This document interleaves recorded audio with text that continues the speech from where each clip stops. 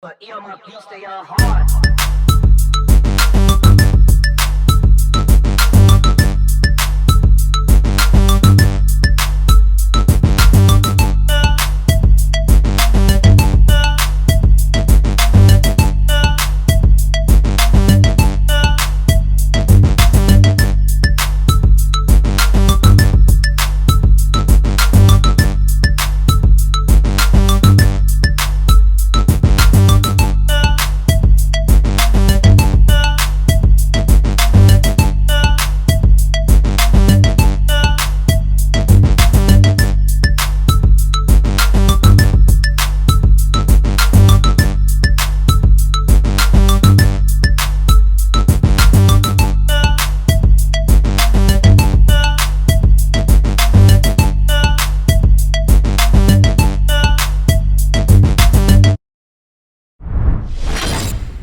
Hello and welcome to another edition of the BCSN SportsWrap. I'm Brian Fulford, and that is A.D. Drew coming in at you live and direct.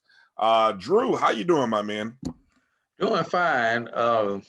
Glad I'm not snowed in like a lot of people who I know right now. They're either snowed in, iced in, or it's just plain cold. Yeah, I was gonna be that guy to send out the "man, it's good to be in Florida" tweet as I looked down at the temperature and saw that the rest of the country is in cold weather and it's 66 degrees. And I said, nah, I'm not going to be that guy. It's not quite 66 where I am in South Georgia. It's but once again, it's not snowing and it's not ice. Only thing we've got is a tornado watch right now. Man, the most vicious and savage tweet I saw the whole weekend was from the University of Miami football program, who tweeted out a picture of the map, one of those weather maps that showed literally the whole country was in blue and purple.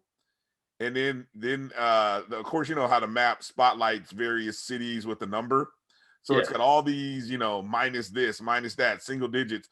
And then at the bottom of the state, it just said 79. And so that was the visual. And all the tweet was LOL and a sunshine with the glasses on. I said, oh man, that's the savage tweet of the weekend right there, man. I hope they remember that come August when it's the middle of hurricane season. That's all I'm gonna say. Literally, exactly. Like people are gonna be like, yeah, hey, remember, God bless you all with your hurricanes. Remember when you were making jokes back in the winter. I will say this, Drew, on a serious note, I've seen some of the videos of some of those major pileups. And man, that is a scary visual. I think it's the one that I saw in Dallas from the 100-car pileup. That is, I can't even imagine. I mean, because you're watching literally it's almost like you're watching something from out of a movie. And when we watch those in the movies, we don't really think about life and death. But when I'm watching it on somebody's Twitter, I'm thinking, yeah, that's actually somebody who might have just died in that accident. And it's sad. And I, what's crazier is I'm watching the speed at which some of these cars are coming in. I mean, I'm watching trucks that are coming in they look hot, 50 miles an hour seems like coming in. And I'm just like, yeah, is that bad? I mean, how does it get that bad and people are still on the road? I just trying to get to the house. You already out. Didn't plan in time. When those old, you remember the TV series Chips, and those pileups you used to see on Chips, but that was fake. And these were those Chips type pileups that we saw over the last day. There's 70% of our audience who is just like, Chips. This guy you and I might be the only. Hey, look, our generation. Not you and I, but our generation. If you remember Chips, send us a tweet and let us know you remember Chips. Because Frank Poncherello, Eric Estrada. Man, look, I got caught watching some old episode of Chips the other day. Fascinated at what I was watching, but and you know what was amazing about that, Brian? when we think about that. They didn't wear seatbelts back then. Yes. See, what was the seatbelt? The seatbelt was an annoyance back then. Exactly. Nobody's wearing seatbelt. Between that and the old Dukes of Hazzard, it's like, wow, that's how we used to travel. Yeah. Well, again, send us a tweet at BCSN Drew, me at DRB365. Let us know if you remember chips, because Drew, you always come up with something special at the start of these shows. And I think now you brought in chips and you got us thinking about chips. So maybe that'll be the name of this episode, chips. We'll just call it. We were already rolling with another name, but now we're just gonna say maybe we'll just go rolling with chips. I don't know. We'll explain that a little bit later. Got one more reference from that era. Oh man, you remember our version of the airbag? Mama throwing the arm back in the front seat. You know what? I still do that. If you were driving me, I still do that. I don't just assume that the airbag is gonna pop up. Yeah, that dad had a good forearm, man. He used to whip that right out there. Yeah, it'll catch you, boy. Woo, Jesus. Oh man. All right, Drew. Hey, look, if you're watching the show and appreciating this little banter, we got a lot to get into. Got a lot of basketball related things to get into, a little spring football action, and we'll even get into a little baseball talk in this particular episode. We promise to be shorter than an Avengers movie. And of course, we accomplished that goal last week by splitting the show up into 2 episodes. So, props to Drew and the production team for making that happen. But want to remind you, make sure if you're watching us on YouTube or on Facebook, make sure you like and subscribe so that you can get notifications for future shows. Of course, hopefully you already know, at my BCSN #1 is where you can find us on Instagram, Twitter, and on Facebook. Of course, the website is mybcsn.net. And make sure to share that show with your friends, your community. Tell at least 2 people. Like and subscribe. Let us know what you think. If you like some of the things we're talking about, and so on and so forth. Or if you don't like some of the things we're talking about. Yeah, exactly. We want to hear, if you think we're off base with something, let us know. We'd love to hear the feedback. So either way, it's all good. And of course, hopefully you're checking out the podcast. If you're listening to us and you're more of an audio person, the podcast, of course, can be heard everywhere. Just search BCSN SportsWrap, and that'll be on, of course, Spotify, Google, and Apple Podcast, Anchor, iHeartRadio, all the usual places that you can find your podcast. We are there. So please subscribe and listen. And of course, we need your support. We need that cup of coffee, Drew. What's the website where we can donate, where people can donate a cup of coffee to the program? myjbn.com/support. All right. myjbn.com/support. Okay. So Drew, let's just jump right into ratings, I should say. And that's a very, very, because we've got some shakeups in this week. And, the first thing I want to, before we get into talking about the large school women rankings and the men and the small school, as we go through and we look at the players of the week and we just look back on the past week, I continue to be just, I guess, amazed is sort of a lack of a better word at the number of games that are getting played. I should say the number of games that are not getting played. I mean, I think the MEAC this past week, and I'm trying to remember if it's men or women, and it might have been both, probably played 5 games throughout the course of the entire. Remember, South Carolina State dropped this past week. Howard officially dropped. So that was like 4 games right there. Right, and I have to keep remembering, you don't have FAMU's women, you don't have Bethune-Cookman's women, you don't have, excuse me, you don't have Maryland Eastern Shore. And then, just when you go just by the regular rotation of the schedule and everything else, that's very believable. Because everybody was not scheduled to play every weekend. Yeah, it really is. disappointing, depressing reality. And I think what gets me is when I look at the MEAC in comparison to other conferences, and so that's the part, you know, and I think already people are continually speculating about the future of the MEAC, and I won't jump on that pile, not this episode, but it just further adds to this. The more and more you continually look at what everyone else seems to be doing, and I don't know if that's not saying that it's right or wrong. I'm not going there, but I'm just when you just stare at it and look at it, it's like, man, how do you survive this? And then of course the news, football, and all right. So anyway, enough chatter from me. Let's get into talking about the large school women's top 5, because man, Drew, there's going to be some folks that are going to be coming after us this week, because we got some a heck of a shakeup this week in the polls. So let's start with the large school women. And Drew, if you would, let's kind of frame it from the standpoint of, let's make sure we try to give some context into how this happens. After you give the breakdown of the top 5, let's, you know, make sure without giving too much of the recipe away, let's just kind of let people understand how we got to where we got. Well, we'll start off with the teams that are in the hunt. Normally, Brian, we've had about 5 teams in the hunt every poll. Yeah. 4 or 5, sometimes as many as 7 teams that are in the hunt.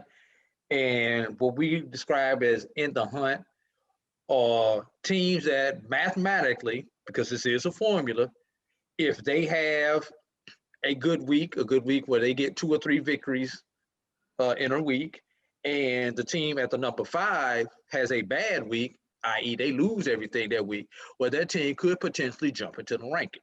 Right. That's what we consider in the hunt teams. Or if they don't jump to the ranking, they jump just outside of the ranking. Mm-hmm. So our teams that are in the hunt are 2 from the SWAC, 1 from the no, let me check that. All 3 are from the SWAC. All 3 are from the SWAC, yes.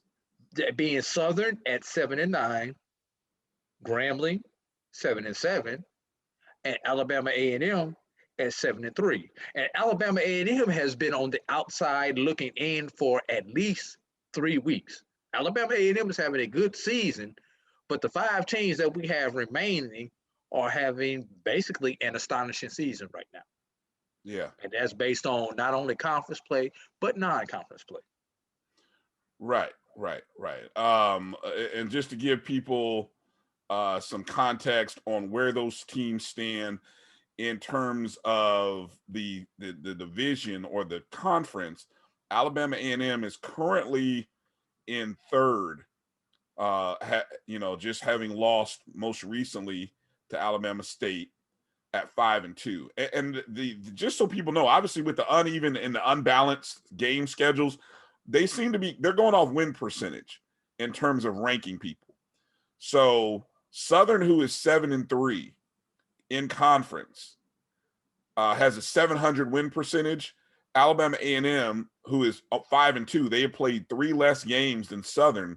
They are actually ahead. So Alabama A&M is in 3rd, 5-2. Southern 7-3. Grambling State is actually in 5th at 6-4, with a win percentage of 600. So just wanted to correct me if I'm wrong, Brian. Alabama A&M's only conference losses have come to two of the teams that are in our top 5. Am I correct? Yes. They are legitimately the number 3 team just by nature of their first games that they played against Jackson State and Alabama State. Right. And no secret, those 2 teams are in our top 5. Right. So you ready, Brian? Yeah, we're ready. Let's go. Coming in at number 5, they've won 6 of their last 7 games.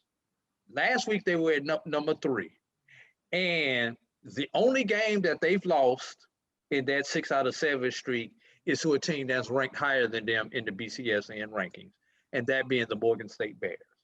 Okay.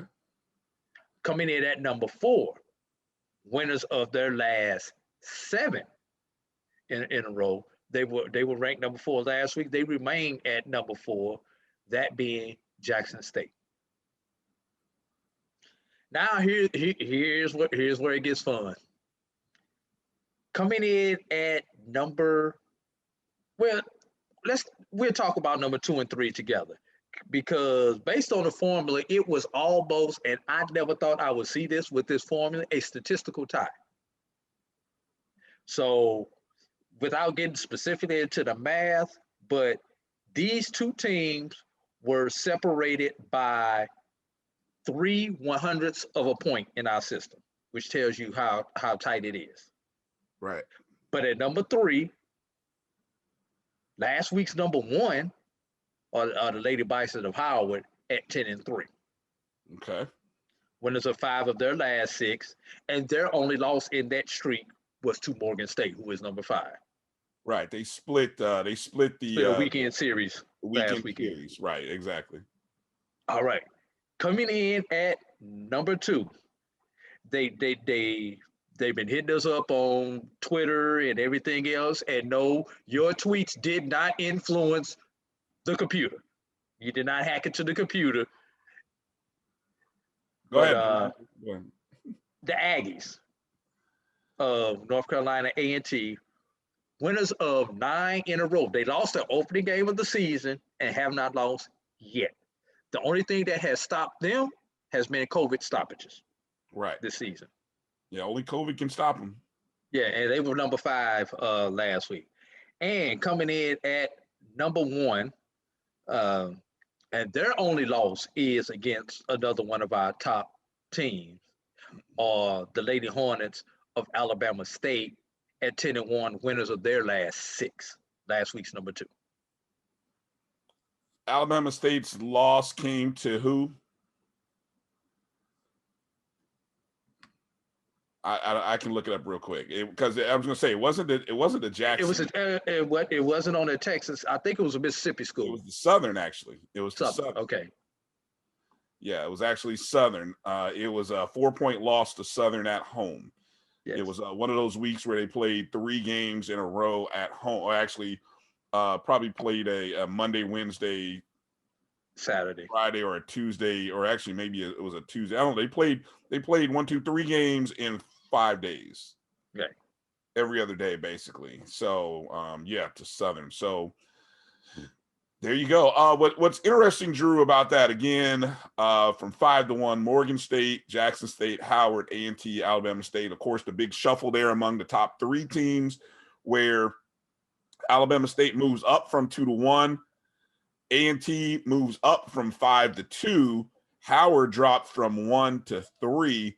Jackson State holds. I think what's really fun and interesting, Drew, is we so many years we've seen our HBCU programs at this point in the season with losing records, or maybe just at about 500. Maybe every now and then one team will be a few games over 500. 10 and 8 or something along those lines. Exactly. Or you get last year Jackson State had a 12-game run, but they were like 1 and 10 or 2 and 8 going into the conference. I don't know. It was well under 500, and then they kind of went on a winning streak at home or in the conference. So then but we've never seen this type of winning percentage this late in the year. And of course, we understand that most of these schools have not played the check games, against PWIs, that they might play and lose too early in the year. But I think it's really good. Now, the thing is, Drew, how do we measure these teams? See, like we have them rated a certain way, but when it comes down to selection time, I can't imagine that more than one team out of the SWAC and the MEAC are going to make the NCAA tournament. Do you feel any different about that? I agree with you. The only And I'll be honest, the only thing that on the MEAC side where a second team may get in would possibly be if A&T were to win the MEAC, because Howard did play a good non-conference schedule this year. They may have enough to possibly, and I'm emphasizing possibly, get it at large. Right. Howard. And also when you factor in, because of the division split, you've got another fairly decent team with Morgan on your half of the division, whereas A&T really did not have anybody because Central has not lived up to what you've expected Central to be as far as competition on their half of the division. We know everybody's been interdivision in the MEAC this year. Switching over to the SWAC, it would be, and I'll say it, it'll be a damn shame if for whoever loses the potential conference championship between Alabama State and Jackson State not to get in. Yeah. Well, yeah, no, I totally agree with you. I just wonder, I mean, there's so many teams that. And let me cut you off for that. Alabama State will be the hardest team to rate with that because they did not play non-conference. But you know, Jackson State would Jackson State did have a measuring stick against some non-conference competition. But even in that, you're talking maybe a handful of games. Still, but there are a lot of other Division Ones that did not play the normal non-conference schedule that they played, and that they pretty much all you can go on is conference rating. And unfortunately, on men's side and on the women's side, the MEAC and the SWAC are usually the lowest two rated conferences of all the conferences in Division One. Well, here I just happened to jump on the NCAA women's basketball net rankings. These are fresh, right, as of this weekend. Now, if I recall, on the men's side, they say they're going to lean more on the net rankings, correct? If I heard that correctly. So I would imagine they're going to do the same for the women. Now, the first HBCU that comes up in these rankings come actually at 104, and that would be North Carolina A&T. Now, that's based on an 8-1 record. They're 9-1. You know, who knows? You know, but I think A&T did play a non-Division One team, which would make so you're correct because they only count Division One. Non-Division One. Yep, there you go. Okay, thank you for pointing that out. So yeah, A&T comes in at 104. Now I don't claim to say, hey, who's a recognizable. There are some name programs that they're well ahead of. The next HBCU comes in at Jackson State. Jackson State has moved up 3 spots on the net ranking from 125. They are now listed at 122 with an 11-5 record, 7-5 on the road, 4-0 at home, all legitimate D1 games. They have not played anybody in a non-D1 level, and so, both of those schools. And so you say, hey, where is somebody like an Alabama State?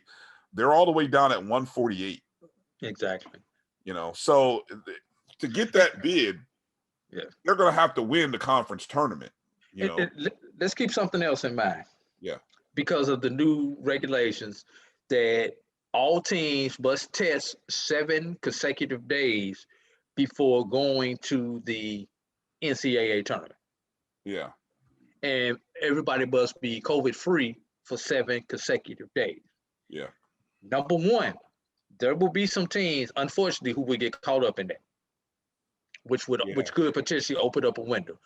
Number two, if you lose in your conference tournament, and I'm not just talking about SWAC and MEAC tournament, you probably will not be going to campus, irregardless.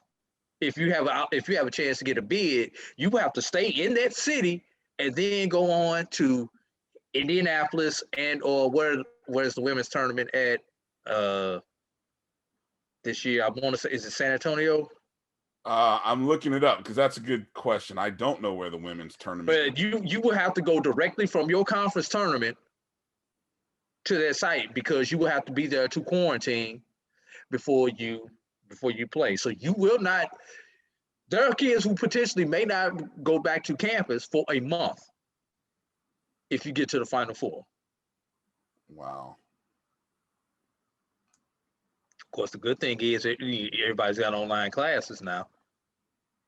Yeah, exactly. That's the the X factor in all of this. So I'm looking at a prediction. Well, this is from the end of January. I'm looking at a prediction of the various regions, and I can say that Autumn Johnson, who works for the NCAA, and this is her prediction sheet here, she actually has Alabama State and A&T listed as 15 seeds in the tournament, making it in. So, but again, we understand what that is. That's basically saying we're going chalk with the teams that are the two highest, and we're just going to leave it at that. The fact that they have them in the top 64. Well, because of the automatic bid. I mean, that's all that is. Well, one gets an automatic bid, the other one would get an at-large. And yes, it is in San Antonio. I said Alabama State and A&T. That's the MEAC, and then that's the SWAC. And A&T. I'm sorry. Yeah, that's the MEAC and SWAC. So, yeah, so they're giving the automatic qualifier to the A&T from out of the MEAC, and then Alabama State and the SWAC. And so, the only thing that the women's tournament is in San Antonio this year. So all 63 games will be in San Antonio, the San Antonio region. Yeah, no, that's good. There's plenty of hotels there. So again, that's something that we're paying attention to and see what shakes out there. Trying to see anything else regarding those rankings. I just love the fact that all these teams are on winning streaks. Sadly, we won't get an A&T versus Howard or Morgan until the tournament. We won't get Alabama State versus Jackson State until March, when they play probably in the last week of the regular season. So really, it's just a matter of, can these teams keep winning? Correct. All right, let's go to the small school women. Small school women in the hunt. Harris Stowe at 5-7. West Virginia State at 6-5. Florida Memorial at 9-10. And Xavier of New Orleans at 9-6. What's interesting about our ranking, West Virginia State, who is an in the hunt team for us, is number 6 in the Atlantic region in the sports writers ranking. Okay. Yes. And because, normally you've taken 8, but this year you only get to take 6.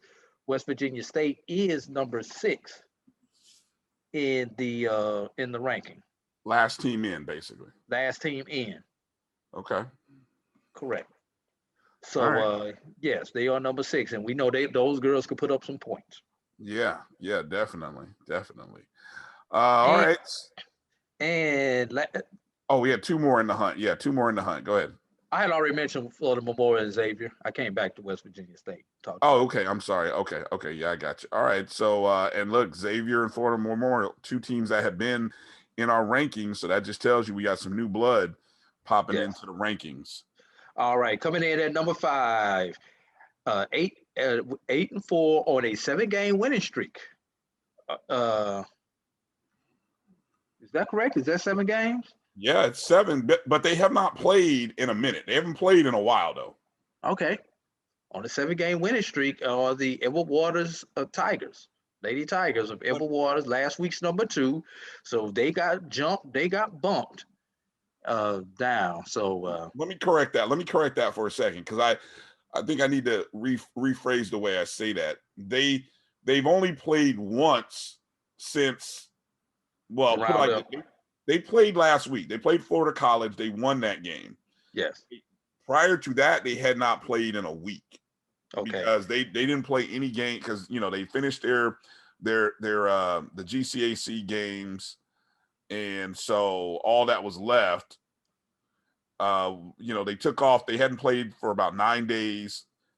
They were supposed to play a game against Allen that got postponed. They actually, as of this recording, a makeup date against Philander Smith is supposed to happen today. Right, which is one of those games we're going to talk about a little bit later. Right. So, all right. So Edward Waters, number 5. Okay, go ahead. Number 4, last year's SIAC champion, one of the top ranked teams in Division II last year. The Benedict Tigers coming in at 7-0, winner of all 7 games. Obviously, last week they were in the hunt category for us, and on a national level, they are number 24 in the coaches poll, and on the sports writers has 2 different. It's the same poll, but they break them down 2 different ways. On the national level, on the sports writers poll, they were receiving votes, but on the regional level, the South region, they were number 4 in the sports writers poll. Wow. All right. But ahead of them are the Golden Tigers of Tuskegee University, winner of all 9 games that they have played this season, and last week's number 4. We'll get into this in a minute, but big series coming up this week between our number 3 and our number 4 team. They will play a pair of home and homes. They will play 2 games in Columbia on Wednesday, Thursday? Yes, Wednesday and Thursday. Then they come back to Tuskegee and play 2 additional games on Friday, Saturday. No, I think it's Saturday. I think it's Saturday, Sunday. Sunday. Yeah, Saturday, Sunday. Yeah. That will not only will that go a long way in determining whether one of these teams stay in our poll or exit our poll, but that will go a long way in determining if these 2 teams, because SIAC is not sponsoring the basketball championship, whether either one of these teams will be able to receive an at-large bid to the NCAA tournament. Right. Moving on, because we'll get into this story a little bit later. Moving on, number 2, and I owe Russ an apology.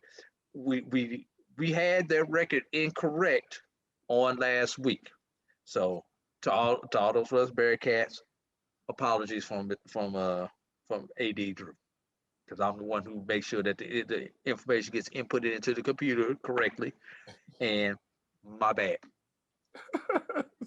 11-1, winner of 5 in a row, and receiving votes on a national level is Russ.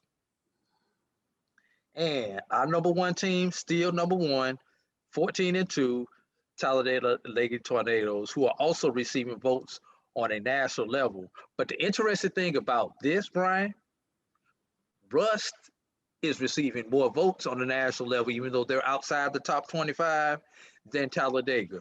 But Talladega is a higher ranking using the BCSN formula than Rust. I'll let Rust and Talladega debate it, and y'all can settle it on the court in Jacksonville. By the way, Rust owns the head-to-head matchup earlier this year. Right. I was going to say that. Never forget that, or at least they won't let us forget. Rust beat Talladega, and now Talladega, interestingly, on a 9-game winning streak since that loss, and Rust only lost this season was in overtime to Edward Waters, which we'll discuss those ramifications in a few moments. On the men's side of the poll. My God. It's another sad day in America. Painful to be introduced to George Floyd during his last breath with the cop's knee on his neck. He deserves so much more. How many black lives have to be taken before something is done? We are not a threat. I am shaking as I type. This has got to stop. We are sick of it. Need conviction. I just want us all to live. Death will not stop until the powers that be are finally held accountable. Don't look away from the truth until every one of us are free from white supremacy. The world stands with you.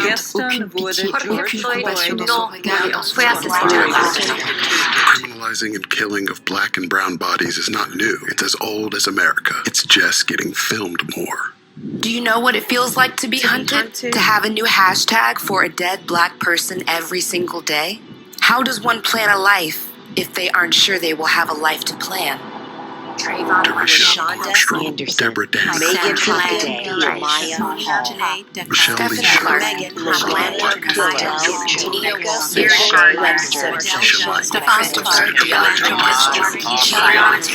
George Floyd. His name was George Floyd. Say his name. Say his name. George Floyd. Say his name. Say their names. Once again, and always, we fight for justice. Black Lives Matter. Black Lives Matter. Rest in power, beautiful. You didn't deserve this. It's never too early to plant the seed, to share the tradition, and instill a sense of pride in your HBCU with your little ones. HBCU Pride and Joy Children's Boutique helps you share your school spirit with a wide selection of adorable kids' apparel and accessories officially licensed from your favorite HBCU. Visit hbcupridejoy.com and follow us on all social media at HBCU Pride Joy on Facebook and Twitter. This is Brian Fulford. A.D. Drew and I are co-hosts of the BCSN SportsWrap. We talk about all things related to HBCU athletics. From the games, teams, coaches, and fan interest stories, we cover it all. You can find our shows on Facebook at BCSN SportsWrap, YouTube at MyJBN Online, and everywhere you listen to podcasts like Anchor, Spotify, Google, and Apple Podcasts. You can also find the show on the Jericho Broadcast Network's app. Make sure to download. We look forward to you joining the conversation and being a part of the show. Let's jump over to the men's side, Drew. Small or large? Let's start large school. Okay. Large school. Pretty much same teams, different order. So we'll go with our in the hunt teams. Hampton, 9-10, finally back into action after a couple of weeks off due to COVID. Mm-hmm. North Carolina A&T, inactive due to COVID. Well, and really, no. And let's be clear. It's not their COVID issues. It's their opponent's COVID issue. Yes, correct. Okay. Dude, they've been caught by COVID. Yes, exactly. Delayed by COVID. Right. Go ahead. Yes. And Texas Southern, who had a bout with COVID earlier, also at 7-7, are our teams that are in the hunt. Coming in at number 5 is Alabama A&M. I don't know if you have that streak in front of you, Brian, or not. If so, if not, we'll just move on. But they were ranked number 4 last week. Number 4. Yeah, go ahead. Keep going. Number 4, the only team that is not above 500 in any of our rankings is Grambling State, who comes in at an even 500, 9-9. And these two teams are rated very closely. They were last week's number 5. Coming in at number 3, the Panthers of Prairie View A&M, who once again had a big series this past weekend that was canceled due to COVID. Man, was that still had that home winning streak though.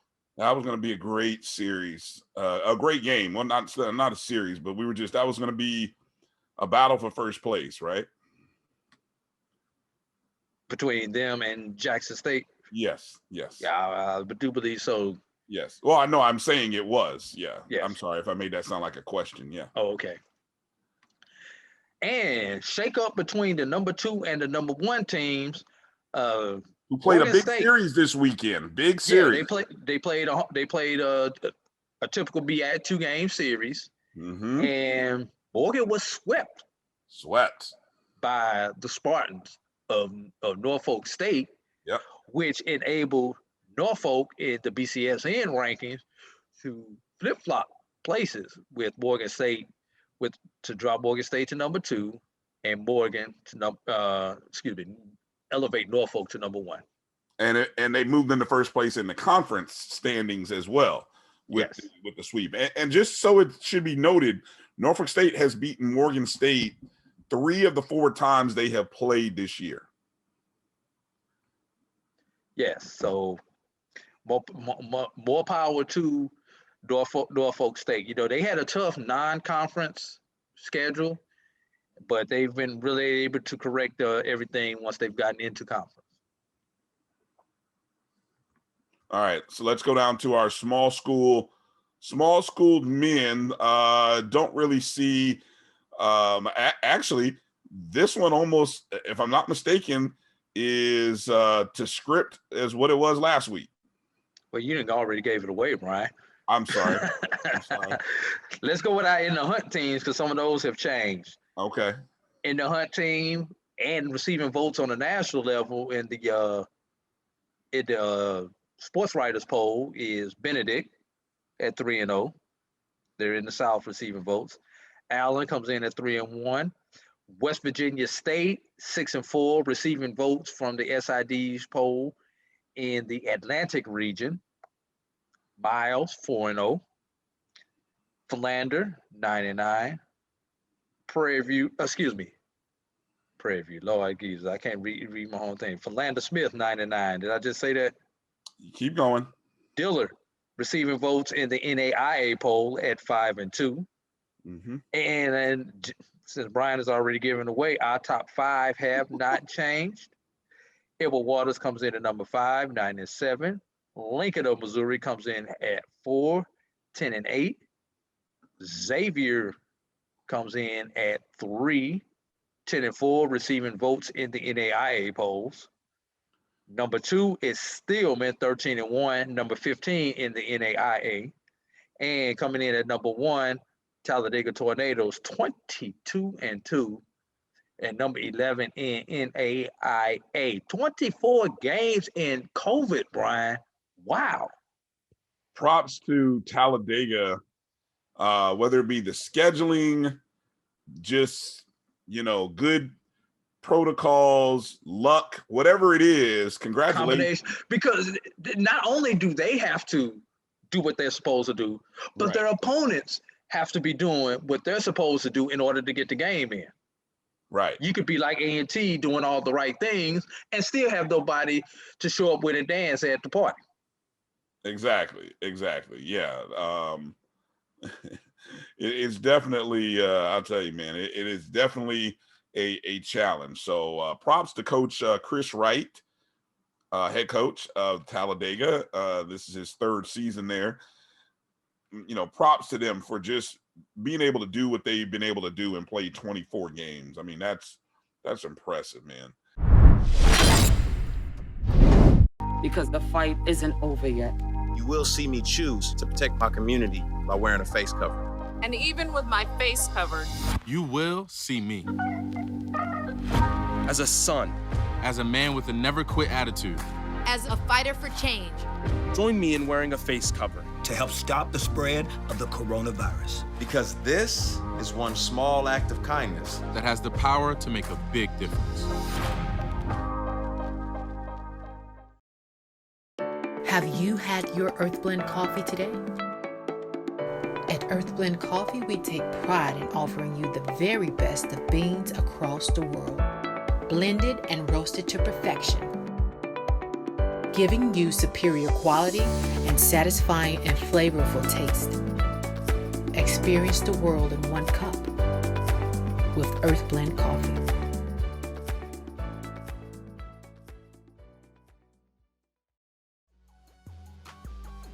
This is the Dean of the College of HBCU Sports, Kenyatta Cavill of Dr. Cavill's Inside the HBCU Sports Lab with Mike Washington and Charles Bishop.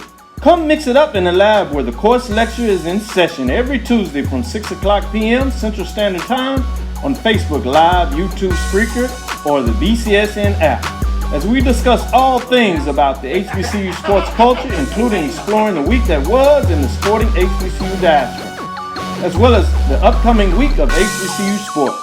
With me, the Dean, the College of HBCU Sports, on Dr. Cavill's Inside the HBCU Sports Lab with Mike Washington and Charles Bishop. Course lecture dismissed. All right, so let's kind of backtrack a little bit. We're going to go all the way back to our large school women's, just some news and notes, or just some things that we've kind of observed from out of that division. Obviously, the A&T streak is at 9, and the Jackson State's women are on a 7-game. I'm gonna pull it up real quick. I believe it's a 7-game win streak that they are on. And so, we just finished talking about, Jackson State's on. So we got North Carolina A&T on a 9-game win streak. Jackson State's on a 7-game win streak. Alabama State's on a 6-game win streak. And again, the big question is, how do you evaluate streaks? How do you evaluate this in a year where you didn't get to see these teams in a non-conference? And also, Drew, think about how young this North Carolina A&T team is. I think a couple of episodes back, I shared with you that this is one of the youngest teams in the country. I believe they have 9 players, 9 young ladies who are freshmen or redshirt freshmen on this team. I mean, their average age is like 19 years old, which is there's only a handful of teams younger than A&T. And so they're 9-1 is the best start in program history. So I come to you and I say, Drew, I mean, is this A&T thing for real? Will we know? I mean, how do we even, we're just going to have to sit around and wait for the tournament to really find out and see how they play against that one shining moment when they get to play either Morgan or Howard. I almost hate to say this. Maybe they're too young to even realize what's going on. True. That youthful innocence when you've got a young team, they just out there playing ball. They just happy for the opportunity to play ball. And sometimes, they may not have, they don't have, because of the dynamics on most campuses right now, they don't have those normal freshman distractions that we had when we went to school. Yes, I was going to say the same. You don't have the wild parties and all that stuff. Basically, the only people who are on campus are athletes on most campuses, and a few people who have lab classes that they have to physically be there for. So you don't have all of the distractions. Yes, they're not getting a true college experience, at least not a true HBCU college experience. So what else do they have to do but play basketball? And then to throw that in, you can't even put in the extra training that you do in a normal basketball season because of COVID protocols. You can't go to the gym and get the extra workouts, the one-on-ones or the 3-on-3 workouts and all that, all those different type things. So it's remarkable, but once again, maybe they just too young to even realize what they supposed to not be doing. Right. Well, what I find is it's a nice mix of, they are definitely getting, A&T's getting some great production from seniors, Deja Winters, grad student Shannon Scott, and those two young ladies, Jayla Jones-Pack, she's a senior. Those three, and those are I can't say Winters, she's been there a couple years, but I know Scott is a transfer. Let's see, Jones-Pack last season. She was on the team last year. She previously came from Seton Hall. But combined with some of the young players that they have, I mean, this is a good squad. Like you said, this is a good squad. I just wish that they had opportunities to play more teams. And honestly, I think Alabama State is really the unknown. That's I feel like because they're led by a freshman right now. Who? It seems like They've got a couple good freshmen there on that Alabama State team. Yes, but they're two work. They have basically narrowed down when we talk about, and I guess this is sort of transition. We talk about candidates for Player of the Year in the conference. I think it's down to probably four Well, okay, I'm going to say there's two pairs of players at A&T at Jackson State and Alabama State that are clearly, I mean, they're top four in the conference in scoring, and when it comes to do production value, I think maybe all four of these ladies have been our players of the week. For Jackson State, it's Deja Rogan,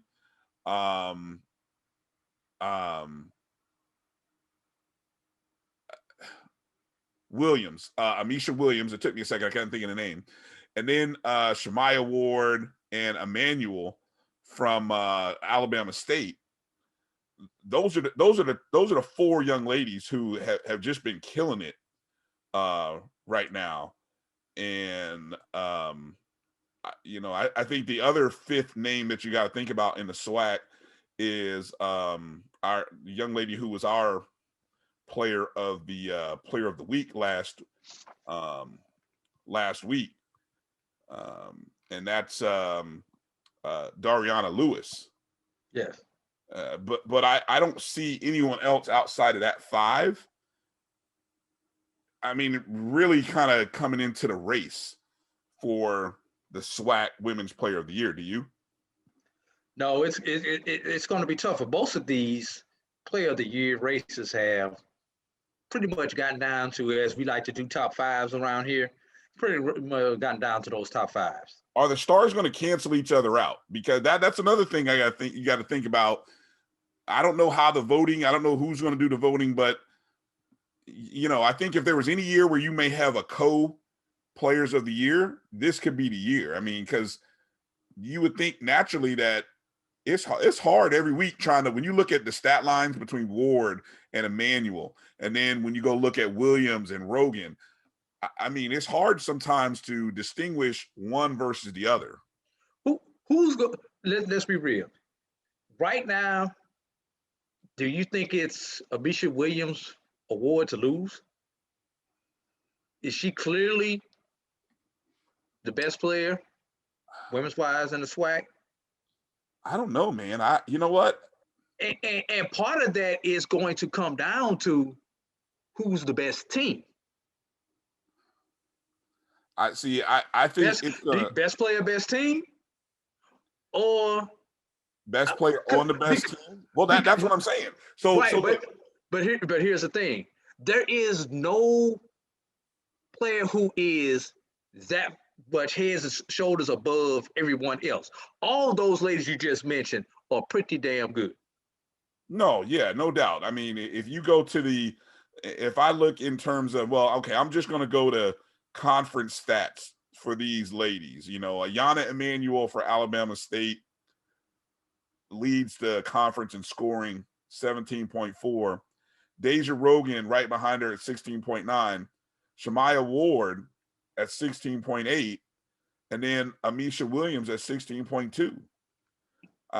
Now, so they're all within about a point of each other, right? And then you've got Williams, Lewis, and Shemaya Ward all as the top rebounders in the league. If you start going and say, okay, what are the X factor stats? I mean, blocks, steals, assists. Those are going to be the things that's going to come down to. Williams. And then where did your team finish? Yeah, Williams is leading in stat and sort of blocks. Williams is terms of field goal percentage, hands down. I think. Look, I'm gonna be honest. I think if Jackson State ends up holding on, I think it's Williams' title or race to win. I think, but if Alabama State ends up holding off, and I think, look, it's going to all come down again to that rematch game on March 6th, I think it was, which is a Saturday. When those two teams go at it again, all eyes are going to be that's where whoever the voters are, they're all watching that game. they're all watching to say, and if we're lucky enough that those two teams are still first and second, and it comes down to that to win the conference regular season and get the one spot in the tournament, it's all, that's where all eyes are, right? Correct. Hands all down. Right. Over in the MEAC women, I think that race, Deja Winters at A&T is right now, I think, between her and I got to think the young lady from Anissa Rivera from over in North Carolina Central, the problem that Rivers face, or am I saying that name right? Let me make sure. Riviera, thank you. The problem that she's only played 9 games. Central's been limited in the number of games that they've played. Well, and honestly, so has Winters over at A&T. So actually, that may balance out. What about Jayla Thornton from Howard? Statistically, I don't know if her number, because she is maybe on a, I don't know. I don't think Thornton is on a statistical level with Winters and Rivera. I've got to go back and look again, but on just first glance, I don't think she was. I know she's in there in the top maybe 10, top 5, but in terms of statistics, I think Winters is in the lead in terms of points production. So,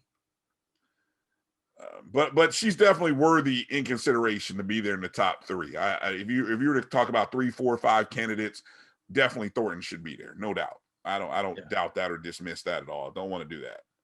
All right. All right.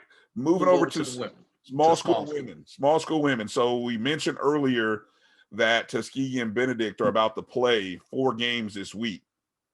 What's interesting though, when we looked at the history, it hasn't been very competitive over the last, let's say 10 times these two teams have played. Benedict has won the last 10 meetings. In fact, the last time Benedict lost to Tuskegee, President Obama was in the White House. That's how long ago that was. It's January 17th, 2013. That's how long the streak. That was the last time that Tuskegee beat Benedict, and since then it's been a 10-game losing streak, Drew. Yeah, and you don't have this on this list right here, but there have been 3 coaches since that win who have not defeated Benedict. Yeah.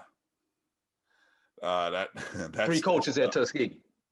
Yeah, in 2013, look, let's be real. It doesn't seem like it's that far ago, that long ago, but no, it is. It's that far ago. And listen, we went and did some research here on a few things that were interesting.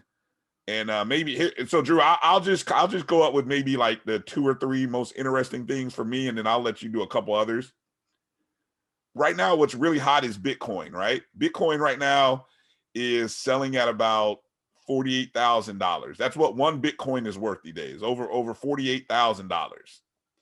Do you know back in 2013, you could have purchased in April of 2013, you could have purchased one Bitcoin for $266. If you had waited an extra month, you would have got it at $130. So it was on the decline. If you would have waited one more month from then, you could have bought it for $100. So in June of 2013, one Bitcoin was worth $100. And I say again, Bitcoin today is worth $48,000. So again, just do the math. If I had bought 5 Bitcoins at $100, I'd be sitting on $242,000 right now. Wow. Yeah. Cash App, Zelle, Google, and Apple Pay did not exist in 2013. And the iPhone was on version 5 and 5S, and Samsung was on Galaxy S4 back in 2013, Drew. We've got a few other things. What are a couple other things on this list that we came up with, or do you want me to just kind of go through all the things here that we came up with? The music ones, the movies, and stuff like that. Number one movie, Mama. I do not even remember that movie. I don't either. Okay. I don't either. But you know did you see how much money that movie made in that year? No, I didn't. It made about 160 million. That was pretty good. Yeah, back then, that's a real good day. That was like back when Iron Man 3 was coming out. Iron Man 3, Thor, I think the second Thor or maybe the first Thor was coming out back then. Number one hip hop song, Diamonds by Rihanna. That was a tight song, no doubt. Yeah. Number one, and they consider this a rap song. Ridiculous. Gangham Style by PSY. Jesus. My God. Where's hip hop? Where's rap gone? And now, rap has gone a whole different direction. Ray Lewis. Oh, go ahead. No, go ahead. I was going to say Ray Lewis was still playing football, had not made it to the Hall of Fame yet. Colin Kaepernick was still playing too. I was going to get to that. Because the Baltimore Ravens defeated Colin Kaepernick and the San Francisco 49ers, 34-31. And that was the Super Bowl in New Orleans when the lights went out. You know what? I bet you anything. It was in the middle of the third quarter, if I remember correctly. Yes. And I'm going to say that game was in February, but do you remember in January, do you remember who was the cornerback for San Francisco at the time with the hair from Stanford? Oh, come on. I know who you talked about. I can't think of his name. Richard Sherman. Sherman. That's when he had his epic post-game. He was with the Seahawks at the time, if I'm not mistaken. I don't think he was with the 49ers. So actually, what I'm about to say is completely wrong. But anyway, I'm gonna just stop myself there. Anyway, all right. Yeah, Kaepernick was still playing, leading the 49ers. That's awesome. And for all of our I Love fans, Jackson State, Daveon was just starting his career at Prime Prep Academy. And as the head coach. That was his first coaching job. Right. And Deion Sanders Jr. was signing with Southern Methodist. Right. The Prime Prep Academy did not last very long. He had a few issues there, but he rebounded well. He rebounded well from that. And Drew, you had a significant 2013. Were you just stepping away from coaching, or you were still coaching in 2013? My last season was 2012 at Tuskegee. Okay, so you were 1 year away from being on the sidelines at Tuskegee. Yes. So, needless to say, 4 games. Now, the minimum that these two teams have to play to be eligible is 11 games to be correct to qualify. So both schools will get that done. This will be an interesting series, to say the least. I won't make any bold predictions. I know where you're gonna be rooting for at least Tuskegee 3-1 or a split. But if either one of these teams sweep the other one, they will probably knock the other one out of any for sure. Large bids. For sure. No, definitely. I mean, if Benedict sweeps Tuskegee and pushes that streak to 14, but I don't know, man, it just feels like this might be the year. Is this one of the best starts in Tuskegee women's basketball history, Drew? Unfortunately, no. I've seen some good starts with some Tuskegee teams. I didn't know, really? Coach Roby had some good teams back in the early 2000s. Don't know if without pulling up the records, I don't know if they quite got off to this start, but I know there were some good teams that came through, had excellent regular seasons, and lost in the tournament. Okay. So I've seen streaks like this before during my time at Tuskegee. Okay. So yeah, it's interesting. And then if you really want to go back, and of course, it's pre my time with Coach Tiny Lassiter was coaching at Tuskegee. They had teams that beat the likes of Auburn University and things like that back in the late 70s and early 80s. Wow. Okay. So Tuskegee had a rich women's tradition for a long time. Okay, good to know. There may be potentially a three-way tie in the GCAC.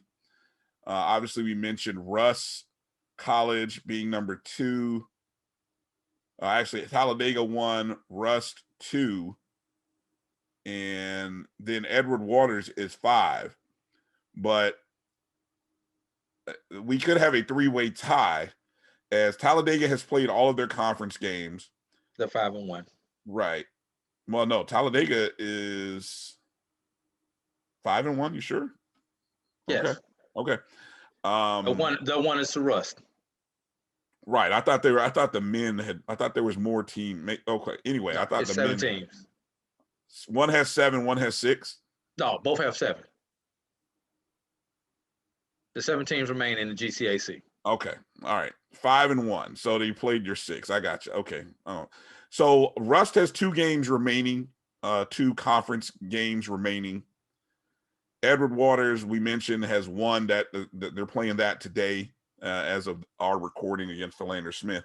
Now, if Rust and Edward Waters win their games, it'll create that three-way tie with 3 teams at 5-1 that have all beaten each other. They've all beaten each other. Exactly. Rust beat Talladega.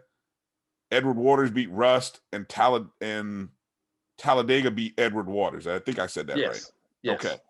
And how is the tiebreaker decided, Drew, once you've gotten past head to head? The only thing we can do is go to what happened on the men's side, because there was I think for places 2, 3, and 4, or was it 3, 4, and 5 on the men's side? I think it was 3, 4, and 5. Right. But 2 and anyway, 4. Those teams were 2 and 4. Yeah, all 3 of those teams were 2 and 4, and they had a little roll of the dice. Nice. On Zoom. Is it 1 dice or 2? 1 die or 2? They were not that specific in the press release when they said it, but it said Commissioner Kiki Baker-Barnes rolled the dice, and that's how they would determine who. Basically, that was to see number 1. Right. Whoever finished number 5 had to travel. Now, so everybody so but see, in this case, that won't necessarily be the case in this case, because it'll be 1, 2, and 3 seeding. Well, the number 1 gets to bye. 1 gets to bye, and they get away from critical. Yeah, they get away from the other 2 teams. Yes. Yeah, and then they don't have to see one of those teams until the finals. Right. Now, hopefully, we're good friends. Good friend of the program and of the network, Dr. Kiki Baker-Barnes. We're hoping that when this happens, Drew, we have to put a petition out there. We want some live coverage of this. We want to be able to somehow stream this roll of the die, and then maybe we can get some post die rolling commentary. Wait. You locked your wrist. You gotta loosen your wrist, so you. Right. I'm pretty sure we got plenty of experts out there on how to roll the die properly. You gotta get the nice little flick of the wrist. Yeah. Oh, awesome. Yeah, so that'll be interesting to observe. All right, let's jump over real quick some men's notes. We already mentioned the fact that Morgan State, Norfolk State just finished that back-to-back contest, and Norfolk State has won 3 of the last 4. We already talked about the fact that we lost out on the big matchup between Jackson State and Prairie View that was scheduled for Saturday. Both teams are sitting at 6-0, 6-game winning streaks. I just finished watching, and I would encourage anybody who hasn't, if you have ESPN Plus, or you just know a way how to get it, go watch, find North Carolina's the special there that ESPN is doing in conjunction, I guess, with the undefeated Chris Paul has a role in this. CP3. Stephen A. Smith. I'm sorry. Also, Stephen A. Smith is also executive producer on it. Okay, yeah. So North Carolina Central basketball. It's a documentary. It's called "Why Not Us." So it kind of starts from the beginning of the season, a little roll or look behind the scenes at the North Carolina Central program. A couple of takeaways that I had from this, Drew. I thought there were two things that really stood out for me. One, there's a scene where Coach Lavelle Moton is driving and he's doing the old talk to the camera shot, and he's talking about the fact that they're in the midst of Tobacco Road, surrounded by North Carolina State, North Carolina, Duke. He was talking about the facilities and how large their gyms are, and just all of the financial benefits that those programs get from attendance, selling tickets, things that aren't coming to their program, don't come to their program. And I just thought that was now he's got a strong program, a great, what you might call a good mid-major program. Correct. And so to hear him talking about he sort of, I think every coach, every black college coach, HBCU coach, especially at the D1 level, has probably had the same conversation or the same commentary that he gave in the car at that time when it came to finances. I thought that was good because it's something that we know about, we hear about, but for that to be said on that platform was huge. Very important that it got said when it did. And I'm glad it made the first episode. And I thought even the things that Chris Paul echoed, that there's no practice gym. It's like we got two baskets. Our game gym is our practice gym. Guys we're making do with what we have.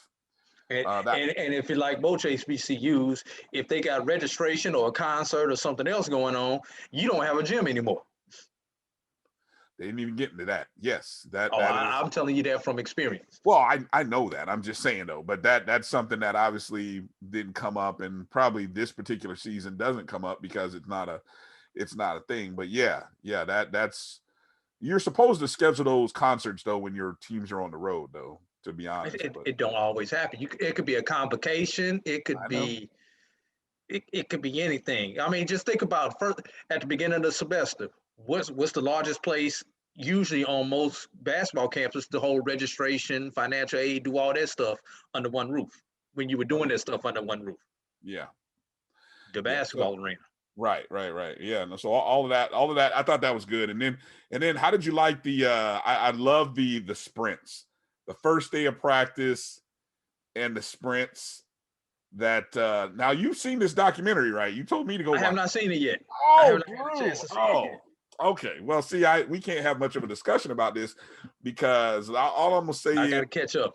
There's only one episode, so hopefully you can get it done soon. But all I'm gonna say is I felt that moment when he got the first day of practice, the sprints, awesome. That's all I'm gonna say. I mean, man, I'm so many ideas are floating through my head after watching that. But that's all. My kids are gonna hate that, but I mean, that's all I'm gonna say. We're gonna call them Moton sprints, Coach Moton sprints. That's what we're gonna call them from this day forth. Moton sprints or Eagle sprints or something. Central sprints. So yeah, I encourage you all, go watch Why Not Us on ESPN Plus, ESPN platforms, or just wherever you are fortunate enough to find this. Probably on YouTube, I would imagine somebody's got it on YouTube, but go check it out. North Carolina Central basketball documentary. I don't know how many episodes they're doing, but it's worth checking out. And conference previews. If we talk about player of the year, Drew, if we were to sort of look at sort of a handicap of who might win the conference player of the year in the MEAC, I think you got about a 5-player race 5 or 6 player race. Crazy thing is 3 of them come from one school. I think you have Anthony Tart from Coppin State, who's had 7 double-doubles this year. He's had 7 10-plus rebound games. You know, and then when you go through the accolades of the guys from Morgan State, you got Malik Miller, Datorian Ware, Troy Baxter. I mean, Troy Baxter leads the league in scoring at 16.9, but Datorian Ware has had the most 30-point games and the most 20-point games on the year. And then you've got Malik Miller, who's had 6 double-doubles, which I think is second behind Anthony Tart. And he's had 7 10-plus rebound games, which I think is maybe that's also tied with Tart for the most. So those 3 guys from Morgan State, I have no idea how you're gonna distinguish who, because it's like every night. I mean, we talk about a big 3. Let's just say that is a big 3 in college easily. And then you've got Devontae Carter at Norfolk State. CJ Kaiser, who was in that documentary, Why Not Us, is the most interesting one because he's only played 9 games, Drew, but he has the league leader. He's the league leader in scoring average at 18.6 per game. And I think as you watch that episode, Drew, I won't spoil it for you, but there are some interesting comments made by Coach Moten to Chris Paul about CJ Kaiser, and he is featured a little bit in this first episode. One of the 2 players that are specifically featured. Over in the Big South, I didn't look at scoring averages in the conference, but I know one of the nation's leading scorers is Daveon Warren from Hampton. Now, I don't know. He may be leading the conference in scoring. And I don't know, Hampton is obviously not in first place or even second or third in the conference, but he may be the player of the year in that conference. I have to do a little digging next week and see who else is there. And then in the SWAC, Drew, I don't know how to handicap the SWAC because obviously our one of our leaders, Tristan Jarrett from Jackson State, we know what happened in the incident against Southern. There's since that moment, there's been an apology by not only Jarrett, a statement from the program, Jackson State, but they have also they haven't had a game, so we don't know. He's still on the roster. He hasn't been suspended per se. We don't know, so we don't know if it's going to be one of those it's supposed to be handled in-house. Yeah, but I mean, he's averaging 22 a game in conference play alone. Yeah. Now overall, he's averaging like 19.5. So I mean, can you imagine, Drew, would something like that incident, if you were a voter, would you think twice about voting for Tristan Jarrett as player of the year after that incident? Yes, you have to. Okay. You saw it. It played out on national TV. You have to consider it. I'm not saying it's going to disqualify him, but yes, you have to consider it. Mm-hmm. Yeah, and then you got you've got Sean Doss over there at UAPB, and then you've got a pair of teammates from Prairie View, Cam Mack and Jeremiah Gambrell. Yeah, I think Cam Mack is the interesting one because Mack just recently joined the team or became eligible to join the team. He's averaging 14 a game, but he's averaging 9 assists a game.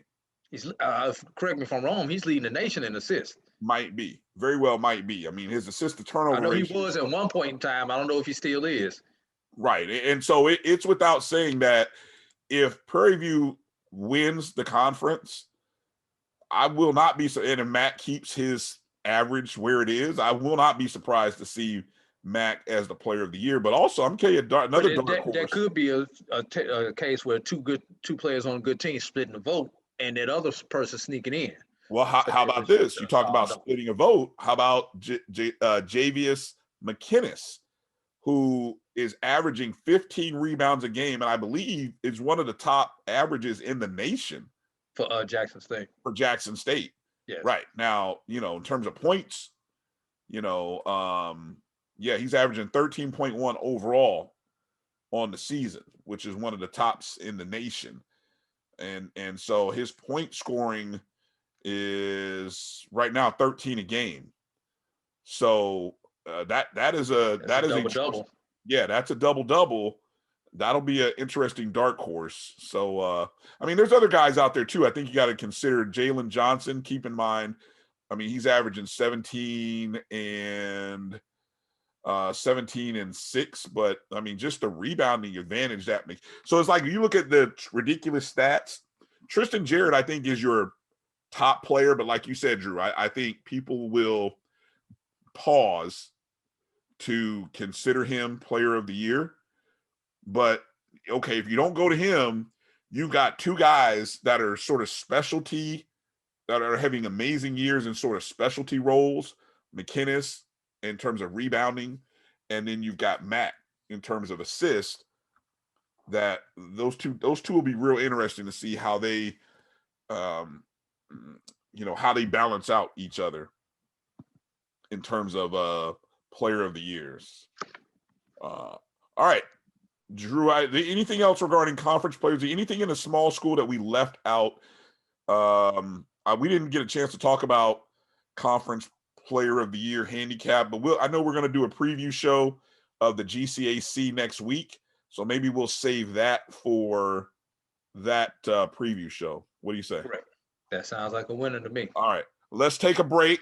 It's been a good, healthy first segment. When we come back, we're coming back with our announcement of the players of the week for the second week in February, February 8th through the 14th. You're watching and listening to the BCSN SportsWrap with Bryan and A.D. We'll be back in just a moment. Now, you can't live in Texas and not have a good red meat blend. Texas Cowboy Dust is designed for steak and other red meats. It's out to be my most popular spice blend, made with onions, peppers, ground mushrooms, pink salt, and other spices. Texas Cowboy Dust also goes great with chicken, pork, vegetables, and adds a restaurant-quality sheen to gravies and sauces.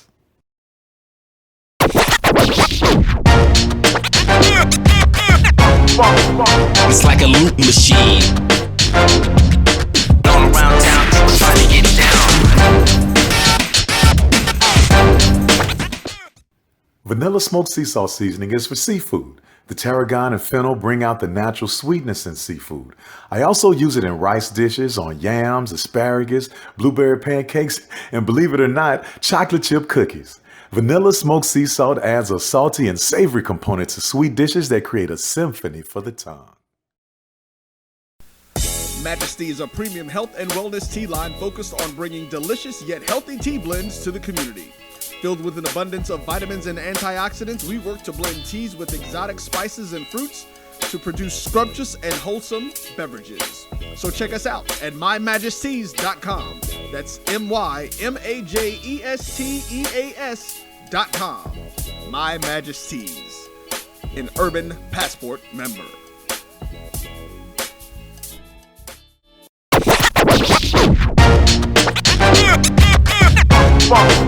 It's like a loop machine. Going around town, people trying to get down.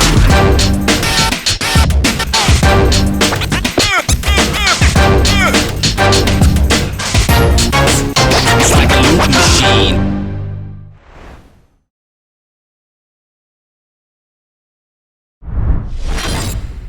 Hello and welcome back to the BCSN SportsWrap. Bryan and A.D. here. And Drew, as I kind of start my little clock here, we've gone through plenty of the rankings and a lot of conversation in the last segment regarding the teams. So before we get into talking about our players of the week, we were able to do a little more research in preparation for this the GCAC tournament, as it relates to the last game or two.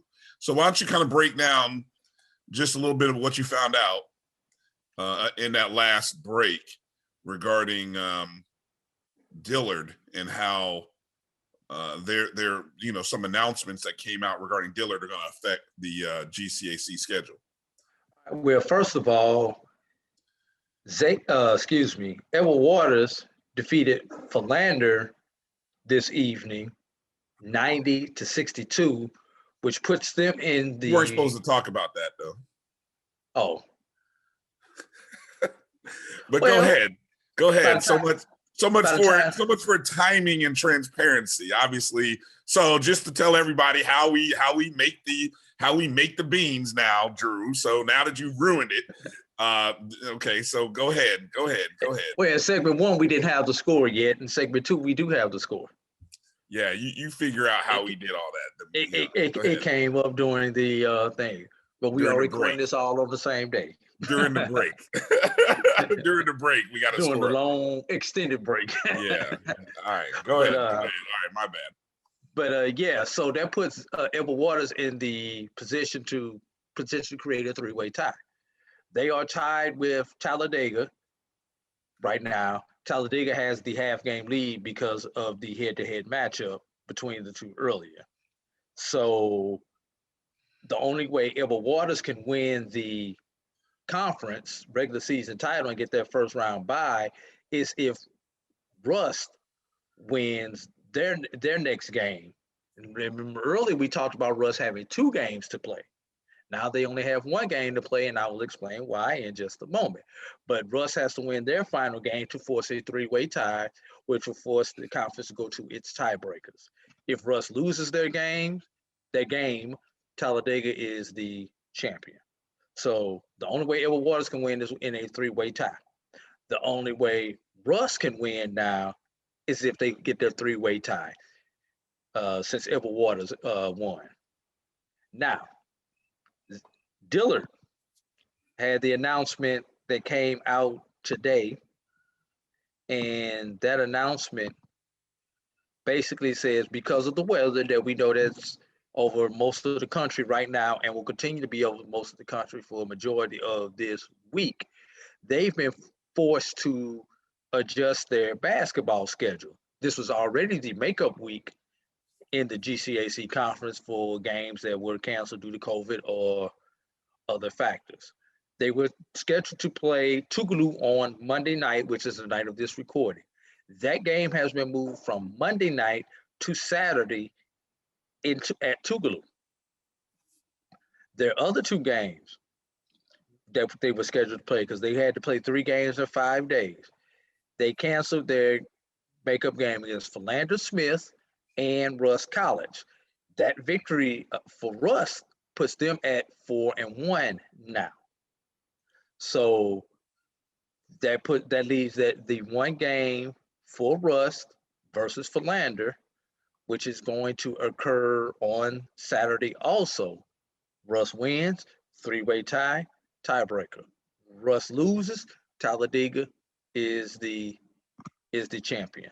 The game for Dillard is significant. Dillard currently sits in 5th place. They will not finish the season in 5th place after Saturday.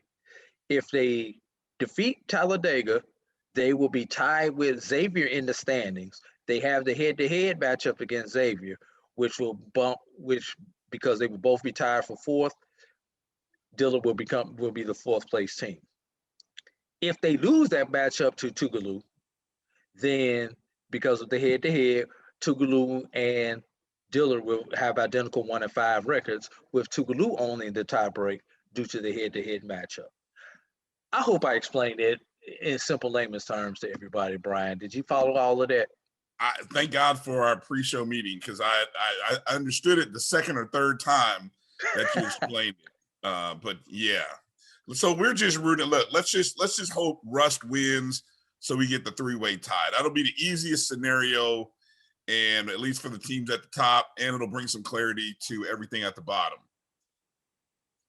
So the only team And actually, no team is set. The only team that really is not going to be affected by anything that happens is Philander. Philander is going to be stuck where they are. Yeah. And that being in, let me get back to it. Philander's in fourth place. Win or lose, they'll be in. They should be in fourth place. All right. Wow. Okay. All kinds of exciting stuff. And again, make sure to tune in next week's show. Drew and I will do a GCAC breakdown, men and women's, to kind of get you ready for the tournament. Maybe some predictions and things of that nature. We'll kind of do that. All right. Without further ado, let us introduce our BCSN Players of the Week. And for this, we'll start in the women's division. Now we had a pair of, I think we had about 4 nominees that all of these young ladies, had some great performances this past week. We had Ncaa Rivera, excuse me, I keep wanting to say Rivers, Ncaa Rivera, North Carolina Central. Had a good week, including a pair of double-doubles. Almost a pair of double-doubles. I mean, in one game, she came up like 18-9. The other game, she was 23-10. Both of those games were against A&T. The second meeting was a lot closer than the first. Also, we had Shemaya Ward of Alabama State. And, Alabama State, of course, had 2 good wins. Ward had 16 and 11 in the game in which they defeated Alabama A&M. And then she had 16 and 6 against Mississippi Valley State in only 23 minutes of playing time. So real efficient night for Shemaya Ward. Probably the stat line that was least appreciated, or should have been more appreciated. Unfortunately, her team lost twice, and that was Khadijah Brown for UAPB, who in the earlier week game against Alabama A&M, she had 20 and 11 in 30 minutes of action. And then later on in the week, she actually put together a 26-point performance, 26 and 10 rebounds. Unfortunately, that was in a loss to Southern. And I think that 26 points she scored was the most points by any player, any HBCU female that week. So I wanted to give her some mention on that. But without further ado, our player of the week is a young lady from North Carolina A&T, hometown of Charlotte, North Carolina, a graduate student at North Carolina A&T, Shannon Scott. And Miss Scott had a very good 2 games against North Carolina Central. She basically, as I'm looking at I'm trying to find the totals. Yeah, she had 13 points in the first game. And then she had 22 and 11 in the second game against Central. I think she was the game high 22 in the second game, but it was a dominating performance by A&T. And I think one of her teammates had a good game as well on day 1, but really had a bad shooting night in game 2. But in terms of just consistent performance in 2 games, our winner is Miss Shannon Scott, grad student from out of Charlotte, North Carolina, for the Aggies. And as mentioned, Drew, she's one of the older players, the older veterans on that team, which is one of the young teams. All right, Drew, how about you give the small school women's player of the week? Small School Women's Player of the Week is Ashika Alexander from Langston. During the week, she averaged 26 points on 8.5 rebounds, along with 2.5 assists, and averaged 4 steals per game. Those 2 games came in one of them came in a loss. Lost to Mid American Christian out of Oklahoma, 109-78. And then the second one came in a loss also against Science and Arts of Oklahoma, 88-75. Yes, I know Science and Arts sounds like your local magnet high school, but obviously they play some good ball, because didn't we realize that this team was ranked NAIA, Brian?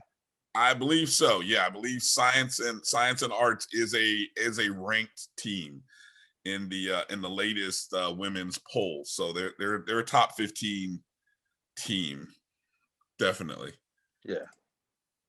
Also of note for Ashika Drew, she currently is the 9th leading scorer in all of Division I NAIA, averaging 21.6.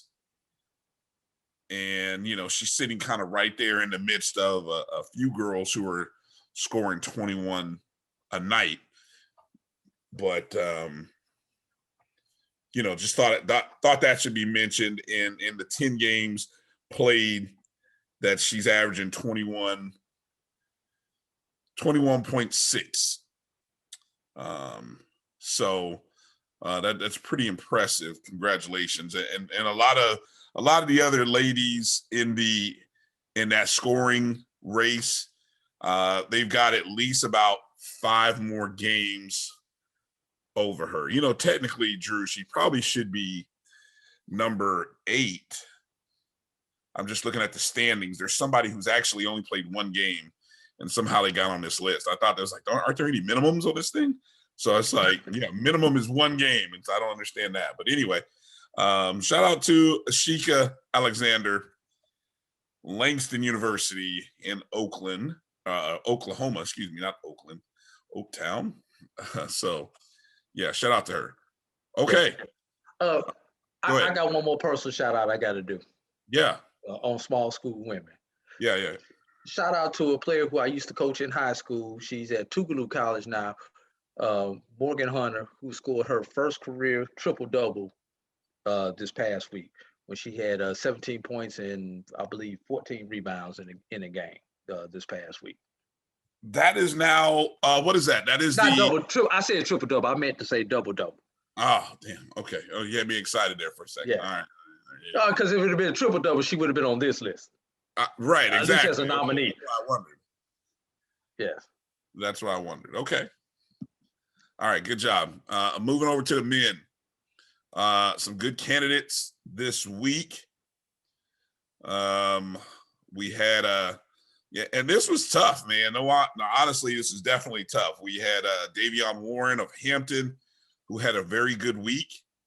Hampton, I think in the 3 games that he actually, Hampton was 2-1 in those games, and Warren had 28 and 25. There might be some people who look at us sideways and be like, man, how come this brother? Well, in the 1 game in between, he had 13. But 25. He had 25 in the second of 2 against Presbyterian College. And then in the rematch game against High Point earlier last Monday, he had 28. And that came on the heels of Hampton losing the first of those 2 games. And so, shout out to Mr. Warren, who definitely is going to be in. He's already, well known in the hunt for that Lou Henson Award to the top mid-major player, and it's well deserved. How about Jacobius Mckinney of Jackson State? We already mentioned against the Southern on the road. JSU gets a 57-53 win. McKinney gets 15 and 15 and is one of the nation's leading rebounders. Definitely the leading rebounder in the SWAC at about 13 a game. The top performer possibly of the week or game, most important win, went to Cameron Cunningham and Mississippi Valley State, who last Monday, if I'm not mistaken, Drew, got their first win of the season in a 68-66 victory over Alabama State. Cameron had 34, which I think is the most points. Probably it's really close if it's not the most points scored in the SWAC season. It's probably like right up there among the top three. I can't recall too many other people who had more than 34. I mean, there have been very few 30-point performances this season. So he definitely had a good one. But our player of the week ends up coming from Norfolk State University, as he was a big reason why the Spartans got the sweep over Morgan State, and that is Devontae Carter from Odessa College and Chipola College. Actually, the Newport News, Virginia native, actually did some ball right here in my neck of the woods, Drew, at Montverde Academy. And so Devontae, in his second year at Norfolk State, has really done a great job this season. And let's see, in that contest, let me see if I can pull it up here, against Morgan State. In the first game, he had 20 points, 3 assists, a block, and a steal on 7 of 16 shooting from the field. And then in the rematch game, he was the team leader with 19 points for the Spartans, 19 and 6 rebounds, along with 5 assists. So team high 6 rebounds, team high 5 assists, team high 19 points. He did everything he could to make sure that Norfolk State came away with that 3-point win over Morgan State. And they even played earlier in the week against Coppin. And although it was a 10-point loss, Carter still had 16 and a game-high 8 assists. So, still a good night for Carter and just overall. So, got to give Norfolk State their props and recognize Devontae Carter. All right, Drew, small school men. Let me find him. Who did we wind up going with? Oh, Trey Petty. Trey Petty, yes. Stillman College. Although I just saw one on here that we missed, and I think who had a pretty good week also. But we did decide to go with Trey Petty, who averaged in 3 games played, averaged 25 points, 7 rebounds, 2 assists, and 2 assists in 3 games played. And they went 3-0 in those games. First one was a 89-79 victory over Rust. And the second one was a back-to-back against Blue Mountain of Mississippi. Game 1 on the 12th was a 95-68 victory. Game 2 was a 80-78, close one right there, victory. So they needed all 27 of those points that he scored in that particular game. But the one thing that you and I both noticed, Brian, when we looked at Trey Petty, is his efficiency. Right. The first game on the 11th, and this is back to back to back. Yeah. So 3 in a row. The first game, he's 8 from 9 from the field. Right. And you know where that one miss came from, Brian? The 3-point line. 3-point line. He was 4 from 5 from 3. Oh, yeah. So his only miss was from beyond the arc. Right. The second game, 9 for 10 from the field. 6 of 7 from behind the arc. So once again, one his miss from the only 3-point. Yeah. was behind the arc. Yeah. In the last game, he was 10 for 17. Only 4 for 9 from behind the arc. But 5 of his 7 misses came from behind the arc. Think about that. Oh yeah. I mean, that's about the pretty efficient. And if he hit his free throws, he'd even be more dangerous. He was 4 for 9 in the first game, did not attempt a free throw in the second game, and was 3 for 5 in the third game. Wow. But our clear-cut runner-up is probably Greg Boyd from Tuskegee. Mm-hmm. And I just saw this. He averaged 28 points, 4 assists. Yeah, 28 points and 4 assists in 2 games on a back-to-back versus Spring Hill. They lost the first game 73-74 and won the second game 78-69. And Greg was also pretty efficient. He was 11 of 16 from the field, including 3 of 5 from beyond the arc. And in the second game, he's 7 for 10 from the field, including 6 of 8 from behind the arc. Yeah, and it should be noted, Drew, that what I always like to see personally kind of validates when we make these selections is what recognition these young people, men and women, get from their conference. Well, it was already released that Trey Petty was the SSAC, that's the Southern States Athletic Conference Player of the Week. So that came out right about as we started recording this. And so, I mean, it's well documented. Stillman having a great season, ranked number 15, I think it was, that we read, right? Yes. Yeah. So Petty with the 320+ game performances in 3 in a row, pretty impressive. And Petty averaging 22.3 points per game. He leads the SSAC and ranks 14th in NAIA. Currently the best scoring average in Stillman's NAIA era, third best in the SSAC since 2010. We were talking earlier about predictions for players of the year.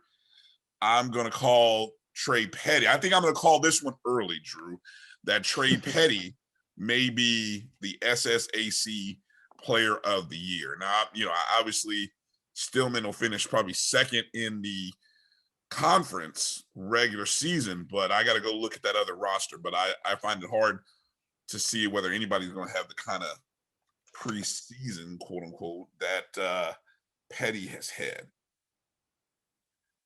All right. So again, our players of the week, want to make sure to fully shout out those individuals. We've got Shannon Scott, Miss Shannon Scott of North Carolina A&T. We've got Ashika Alexander of Langston. We've got Devontae Carter of Norfolk State and Trey Petty of Stillman. So make sure when you see this post, make sure you retweet and share, like it, give some love to these young people and their teams, and we'll start putting together and taking a look and see who's going to have the top performances for next week.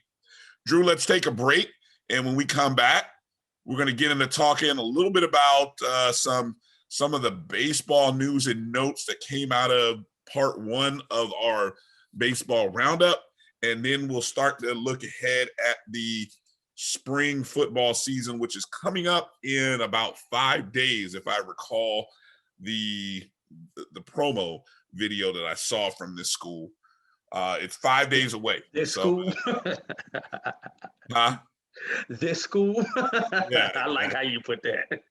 So, all right, we'll be back with the final segment in just a moment. You're watching and listening to the BCSN SportsWrap with Bryan and A.D.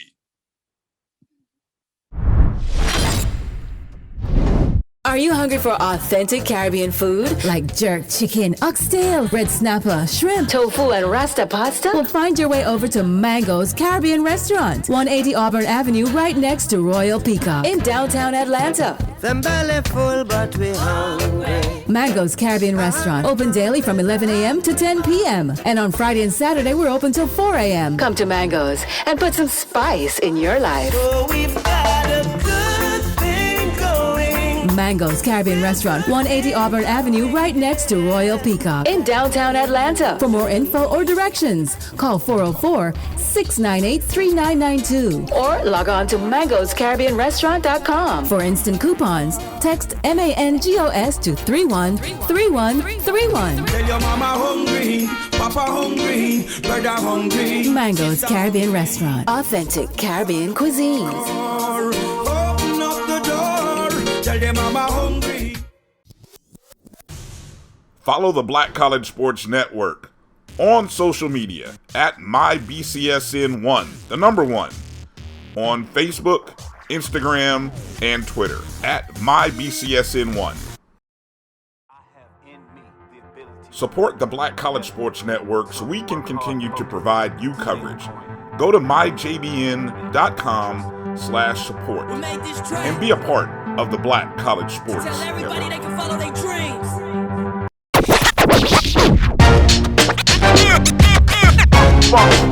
It's like a loop machine. All around town, trying to get down.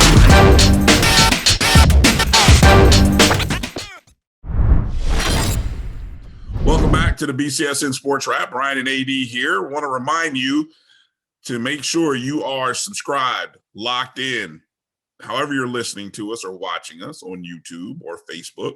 Make sure to like and subscribe on that channel. If you're listening to the podcast version, make sure you're locked in. And on all of these platforms, share them with a couple of people, please.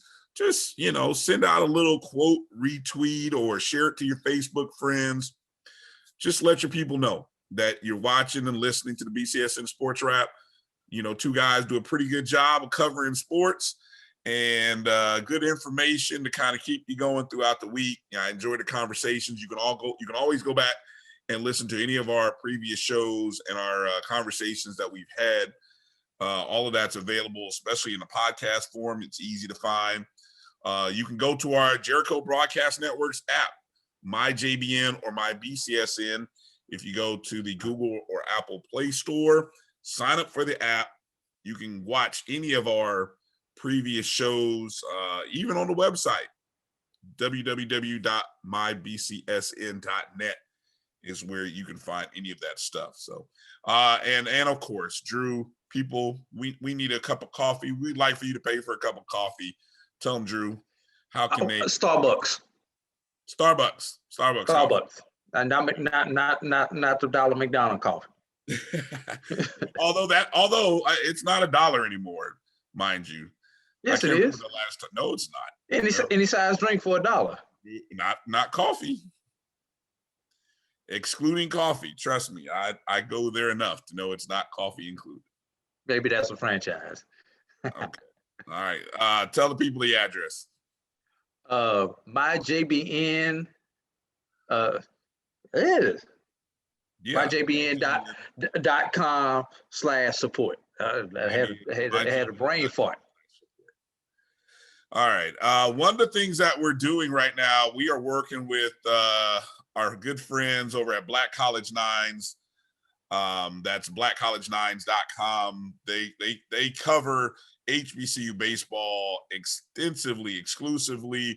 A great site, great guys, great coverage from the small school all the way up to the upper school. And so this year, we're fortunate enough to be working with them in promotion of the upcoming season.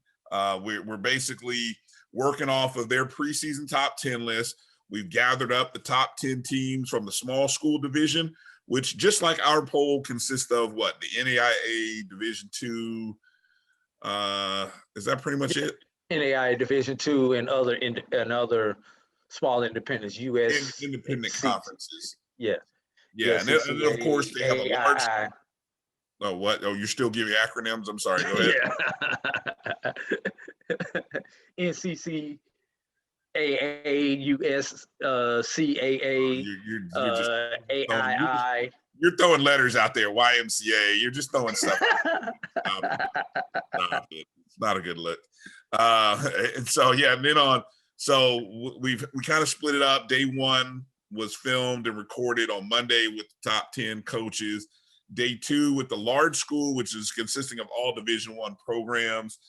And so just so people know, again, blackcollegenines.com. You can find them on Twitter at HBCU Nines, NINES is the Twitter handle. And just so people know who are the top 10 teams are. So in the small school division, the number one team, Lane College, the Lane College Dragons of the SIAC, their conference rivals or conference their fellow conference team. I don't even know what the word is. I can't think of it. It's Kentucky State. Number 3, Virginia State. Number 4, Jarvis Christian. Where is Jarvis Christian at again, Drew, for those who may not be familiar with that school?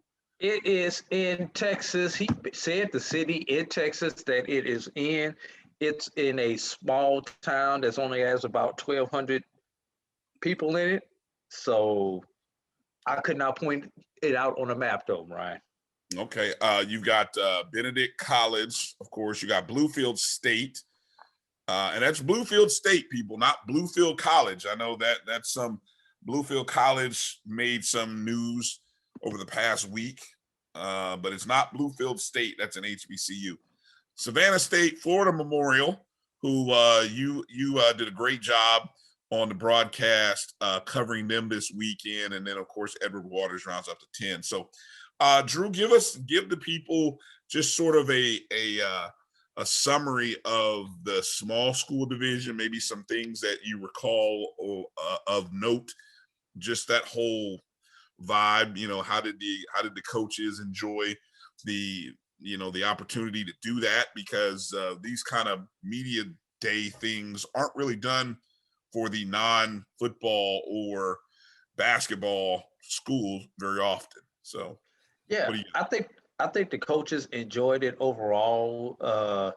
Did have Ty Roberts from Miles College had some technical issues. He was not able to get on, but we did talk to the other 9 coaches, Miles being the number 17 in the rankings. Right.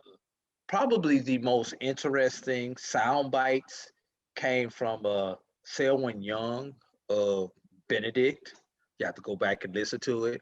And talk about a coach with no filter and a coach who kept it 100. Not 100, 100. He kept it 100. He kept it in. His nickname is Captain Hook. Wow. Okay. Yeah.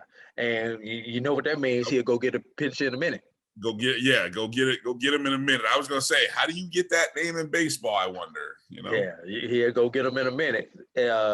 But his kids, they know it. They know his expectations, and when certain things happen, they looking over at the bench like, is he coming? The catcher has a signal like, he ain't got it. Come get him. He has so is that. But now he played with Ricky Henderson in Oakland. Okay. So, and he was part of those Oakland teams back in the early 80s when Ricky was still at 130 bases. Mm-hmm. So that tells you what style of ball that he's used to. He don't believe in station to station. He don't believe in button. He believes in putting the pressure on the defense. So, and his teams reflect that. So that's what we talk. So he gave the most interesting sound bites. Bluefield State, another team, finally has a home field. So they're a former minor league stadium. So they're hoping that that's going to really help them out with their program. Mm-hmm. Florida Memorial, in probably statistically the best conference in the NAIA. Okay. Florida Memorial was picked 6th in the conference. Wow. Only 6 teams get to go to the conference tournament. But check this, Bryan. 4 teams in that conference are ranked in the top 25. In the nation.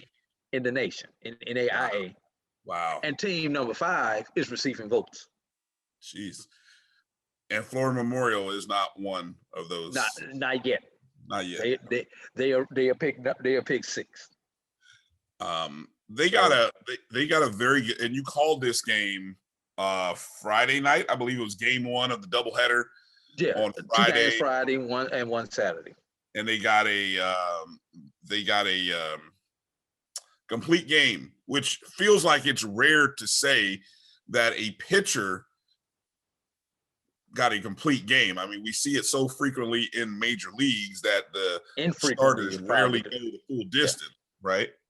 Yes, and can't remember. I don't have the box score. Can't remember the young man's name, but he had a complete game. Had 10 strikeouts in the game also.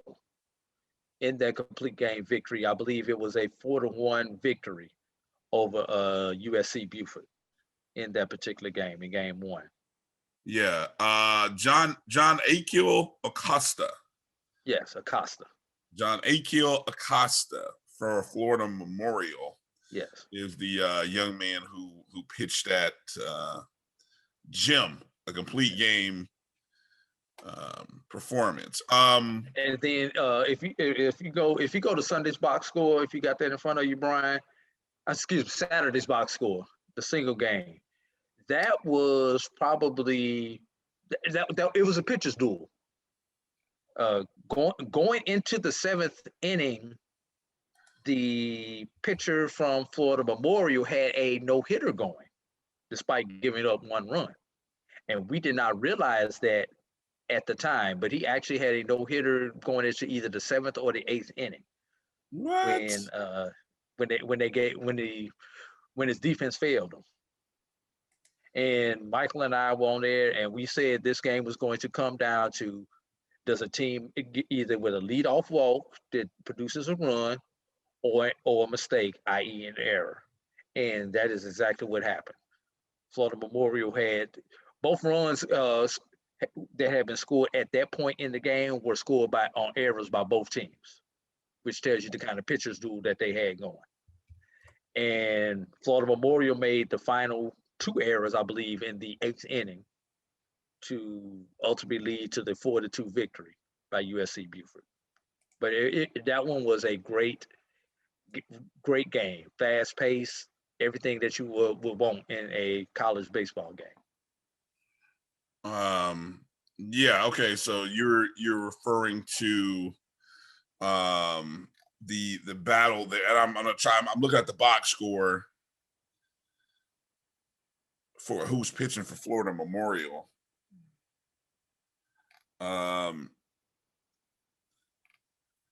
It appears to be this is so good good radio here. No, that wouldn't have been Hernandez. It was Hernandez. Okay. 8 innings pitched, 2 earned runs, 6 strikeouts, 3 walks. But you said he had a no-hitter going into 7. Yeah, probably the 6th. Both teams scored a run in the 6th inning. Those unearned. Oh, okay. Those are unearned runs. Yeah, okay. Both teams scored an unearned run for their first run in the game. All right. Well, hey, look, good luck to those teams. That'll be one other team, a couple other teams I want to bring out. Sure. Waters faces 14 ranked teams on their schedule this year, currently ranked. Wow. And of course, Lane was the defending Black College 9 small division champion from last year, and they come in preseason number 1 again. But the one thing, when you look at Lane, when you go back and look at the SIAC over the last decade or so, despite them being ranked number 1 now, you do not see Lane College anywhere in championship games, or sometimes not even in the tournament. So for them to bring their program that far, that fast, is an amazing feat. by Coach Patrick Barber. Wow. Hey, I should mention that obviously we appreciate all the coaches for joining us. That was for the small school division. And we'll put the videos of those interviews will be made available a little later this week. We've got the large school division, which will be coming up in another day or two. And I'm trying to find it. I just had it. I've got it. The top 10. Yes. Yeah, go ahead. The top. So this is the preseason top 10 by Black College Nines. Starting with number 10, Antoine Riggins. I'll just give the school. Yeah, just school. Number 10, Prairie View. Right. Number 9, Alcorn. Number 8, North Carolina Central. Number 7, Florida A&M. Number 6, Grambling State. Number 5, and this one may shock a lot of people, who's at number 5 being Southern. Number 4, Texas Southern. Number 3, North Carolina A&T. Number 2, Jackson State. And number 1, Alabama State.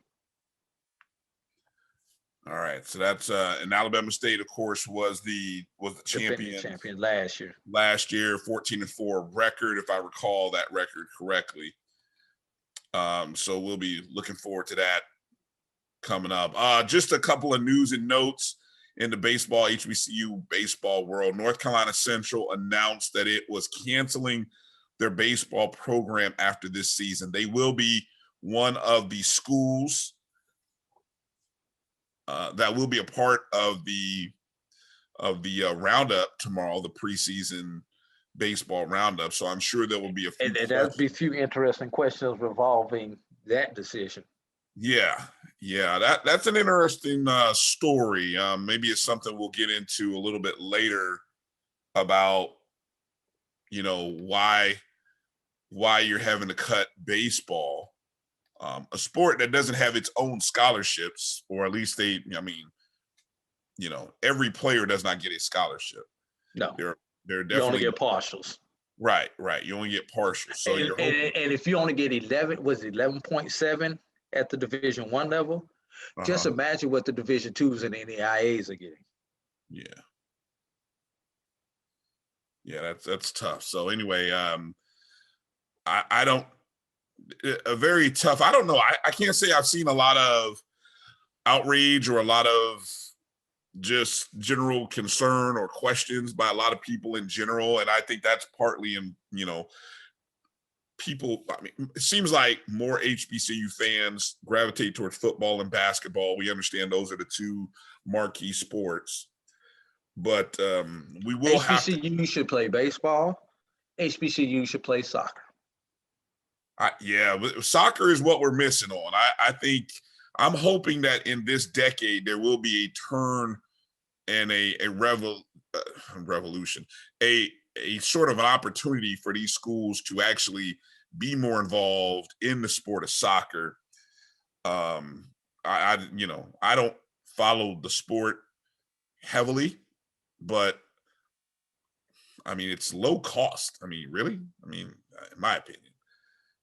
It might be the lowest costing sport among all the sports, if I had to guess. Wouldn't you say? From a team level, probably. Team level, yeah. So we'll explore more and look more into what happens with North Carolina Central. So it'll be good to kind of follow them and see what happens for them. And so again, that's a little later this week when we talk Wednesday. about. Yeah, Wednesday. Okay. The only reason I didn't mention that, not sure what day our show will go out. So that's regardless, you'll be able to catch it. We will have replays of the entirety and broken down by team. So we'll do all of that. We'll break them down by team and we'll do something for its entirety. All right. Okay, any other baseball news and notes that you wanted to catch up before we kind of shift from the main spring sport to the sport that'll be taking over the new spring sport. Yeah, the new spring sport. And of course, if you've been under a rock somewhere, what we're talking about the spring football season, the SWAC, primarily the SWAC, because as we all know, well, at least by now we should know that the MEAC is toast. The MEAC, decided to cancel dry their toast. After I forgot, Norfolk State opted out, and then it just kind of everything fell apart. But it should be noted, I mean, props to Howard, South Carolina State, and Delaware State, who all seem committed to playing this year, and they have not folded up their tent. The surprising opt-out to me was A&T. Yeah, like, why did you opt out and not stick around? That's a good point. No, it's not even that. But, Aggie fans, A&T have been clamoring for an opportunity to go to the playoffs. Yeah. With the MEAC getting an automatic bid, right? You would expect them to be the 1 year that they kind of knew, no disrespect to the other teams, that they were going to get an opportunity to go to the playoffs. Then when everything happened with the MEAC, you still would have thought, hey, maybe they would go out and fill in the holes and get enough games to qualify for the playoffs, because they are clearly the highest rated team preseason in the MEAC, if not in HBCU football by the national pundits. Hey, you got a bunch of teams in the SWAC looking for some games. Very easy if A&T wanted to travel to go pick up some of those games. Yeah, exactly. That's the big if, though. Well, but look, Delaware State picked up a non-conference with Delaware. Yes. Howard, haven't heard what Howard's going to do. South Carolina State, haven't heard. But yeah, for A&T to drop out, especially. Everybody's playing everybody twice of the ones that are remaining. Yeah, but they could twice. Well, hell, they could have played. That's 4 games right there. Well, you could have, but you got 3 opponents there. You could have played everybody once, maybe one of them twice. But you got a slew of teams. Listen, I mean, all of these SWAC teams are missing a game. A&M, Alabama A&M, Alabama State, Mississippi Valley, Southern, Texas Southern, Jackson State. They're all missing a game because of Alcorn's decision to opt out. I mean, they need a game. That was there for them. The SWAC East needs a game. Anybody in the SWAC East? Yeah. You got 4 teams in the SWAC East need a game. Yep. The sort of the fallout, the nuclear fallout from Alcorn's decision has a lot of people shook, a lot of people still upset. Of course, last episode we were able to instantly react to Connell Maynard's comments. We've heard from the Southern AD and the head football coach, Dawson Odoms, over at Southern. We've heard their comments. Have your thoughts changed about Alcorn's decision over the past week, Drew, since the announcement was made? No, the only thing that I'm going to say is I think there's more to it than just COVID concerns. I think COVID concerns kind of like with some things that some other schools have exposed, some other issues at the school, especially in the hierarchy. And COVID became the excuse, but COVID was the thing that's exposing some of these things, some of the things, and some of the other underlying issues at those schools. Yeah, especially, and I don't think maybe the commissioner, the other teams, or with the so late of an opt-out by Alcorn. I think a lot of teams, a lot of people in the SWAC have a bad taste in their mouth now. From probably when it comes to football, one of your premium football brands. Yeah.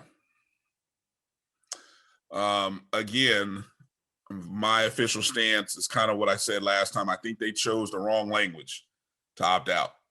I think they just, that simply is, if you wanted to opt out because of maybe you're concerned about health and safety of concussions and the bodily wear, that'd be a noble reason to opt out. Budgeting concerns also can't poo-poo that has some stake as well. So maybe that was a concern, but to use COVID and then come out and say, oh, we're still going to continue to do spring ball, that's just a bad look. The messaging is off there. So that was my final commentary regarding Alcorn's decision. I'm gonna let it stay on the message boards for all the other stuff that people are calling them, because it's not good. But speaking of games that we do have, we have the first game of the year coming up on Sunday. It'll be Edward Waters College taking on Jackson State. It's a 1 p.m. kickoff on Sunday, February 1st.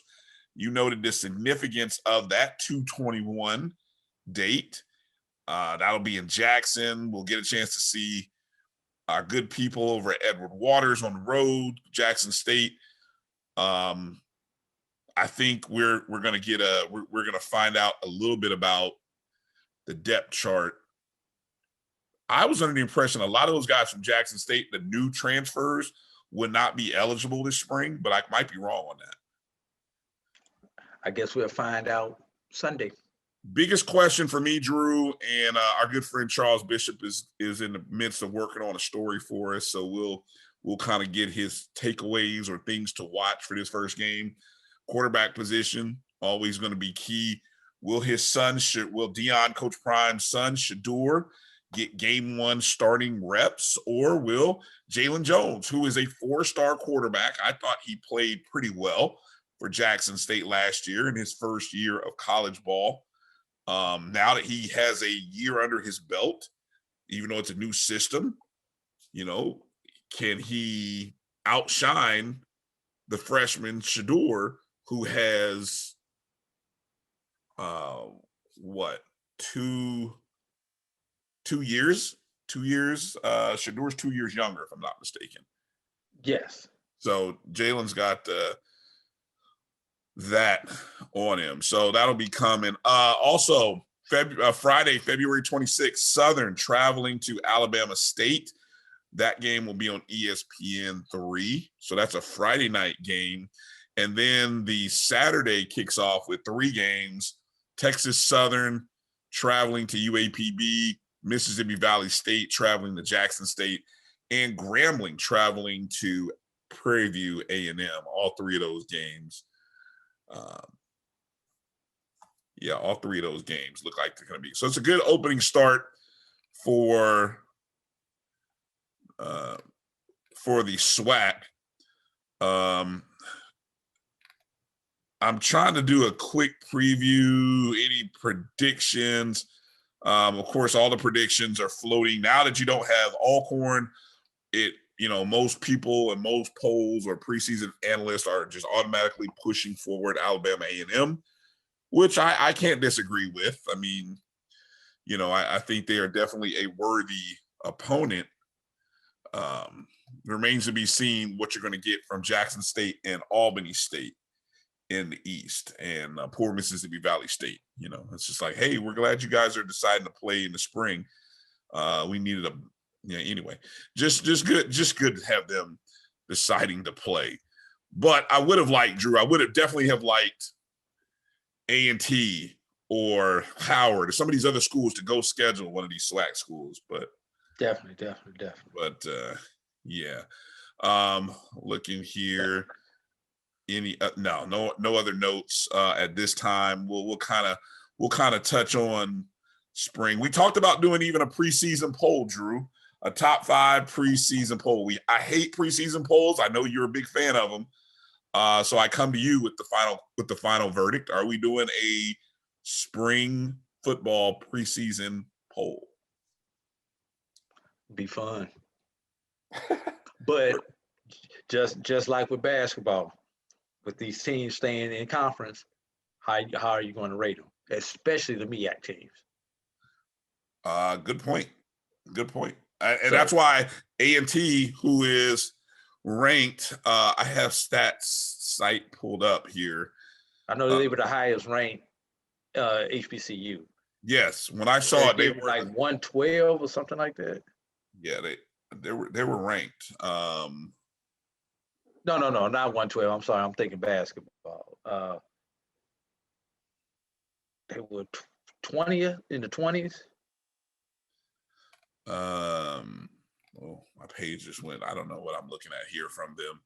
I call myself looking at some rankings maybe or ratings. I don't know what it is I'm looking at here, but yeah, it's okay. We do have that opportunity coming up a little bit later, and we'll kind of talk more about that as we go. Let me do a quick little search. Southwestern Athletic Conference. Let me just see what pulls up here, and then we can get ready. Drew, anything that we need to plug while I'm looking up this stats? Anything that we forgot to mention? Anything that we want to plug and call attention to? Yeah, two things. Number one, the day of this recording, which is February 15th, would have been Steve McNair's 48th birthday. Okay.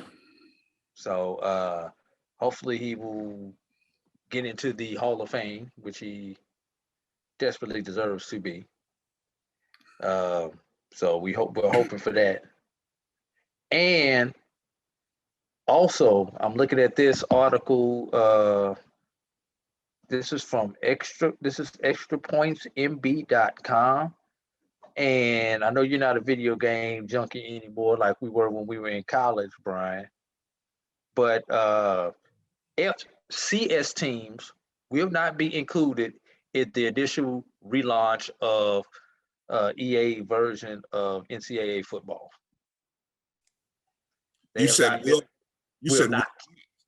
Will not. They have not been on the NCAA football since 2006. So you're going to have to basically build your own. Yeah, build your own. Wow. And also, while you talk about ratings, according to the Massey scale, A&T is 55. What 55? What? Ranked 55th in the Massey scale of the 103 FCS schools. Football. Yes.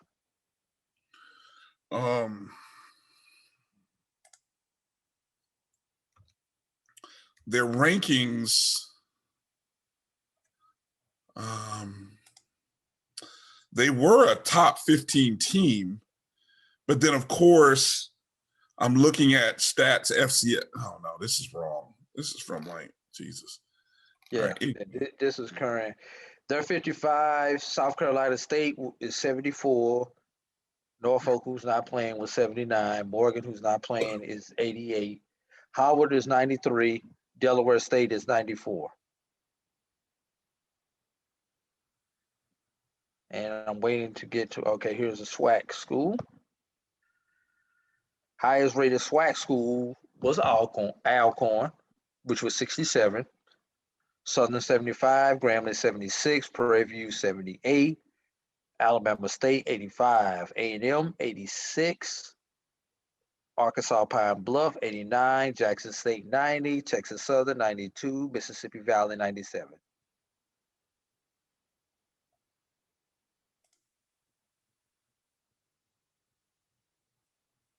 Okay.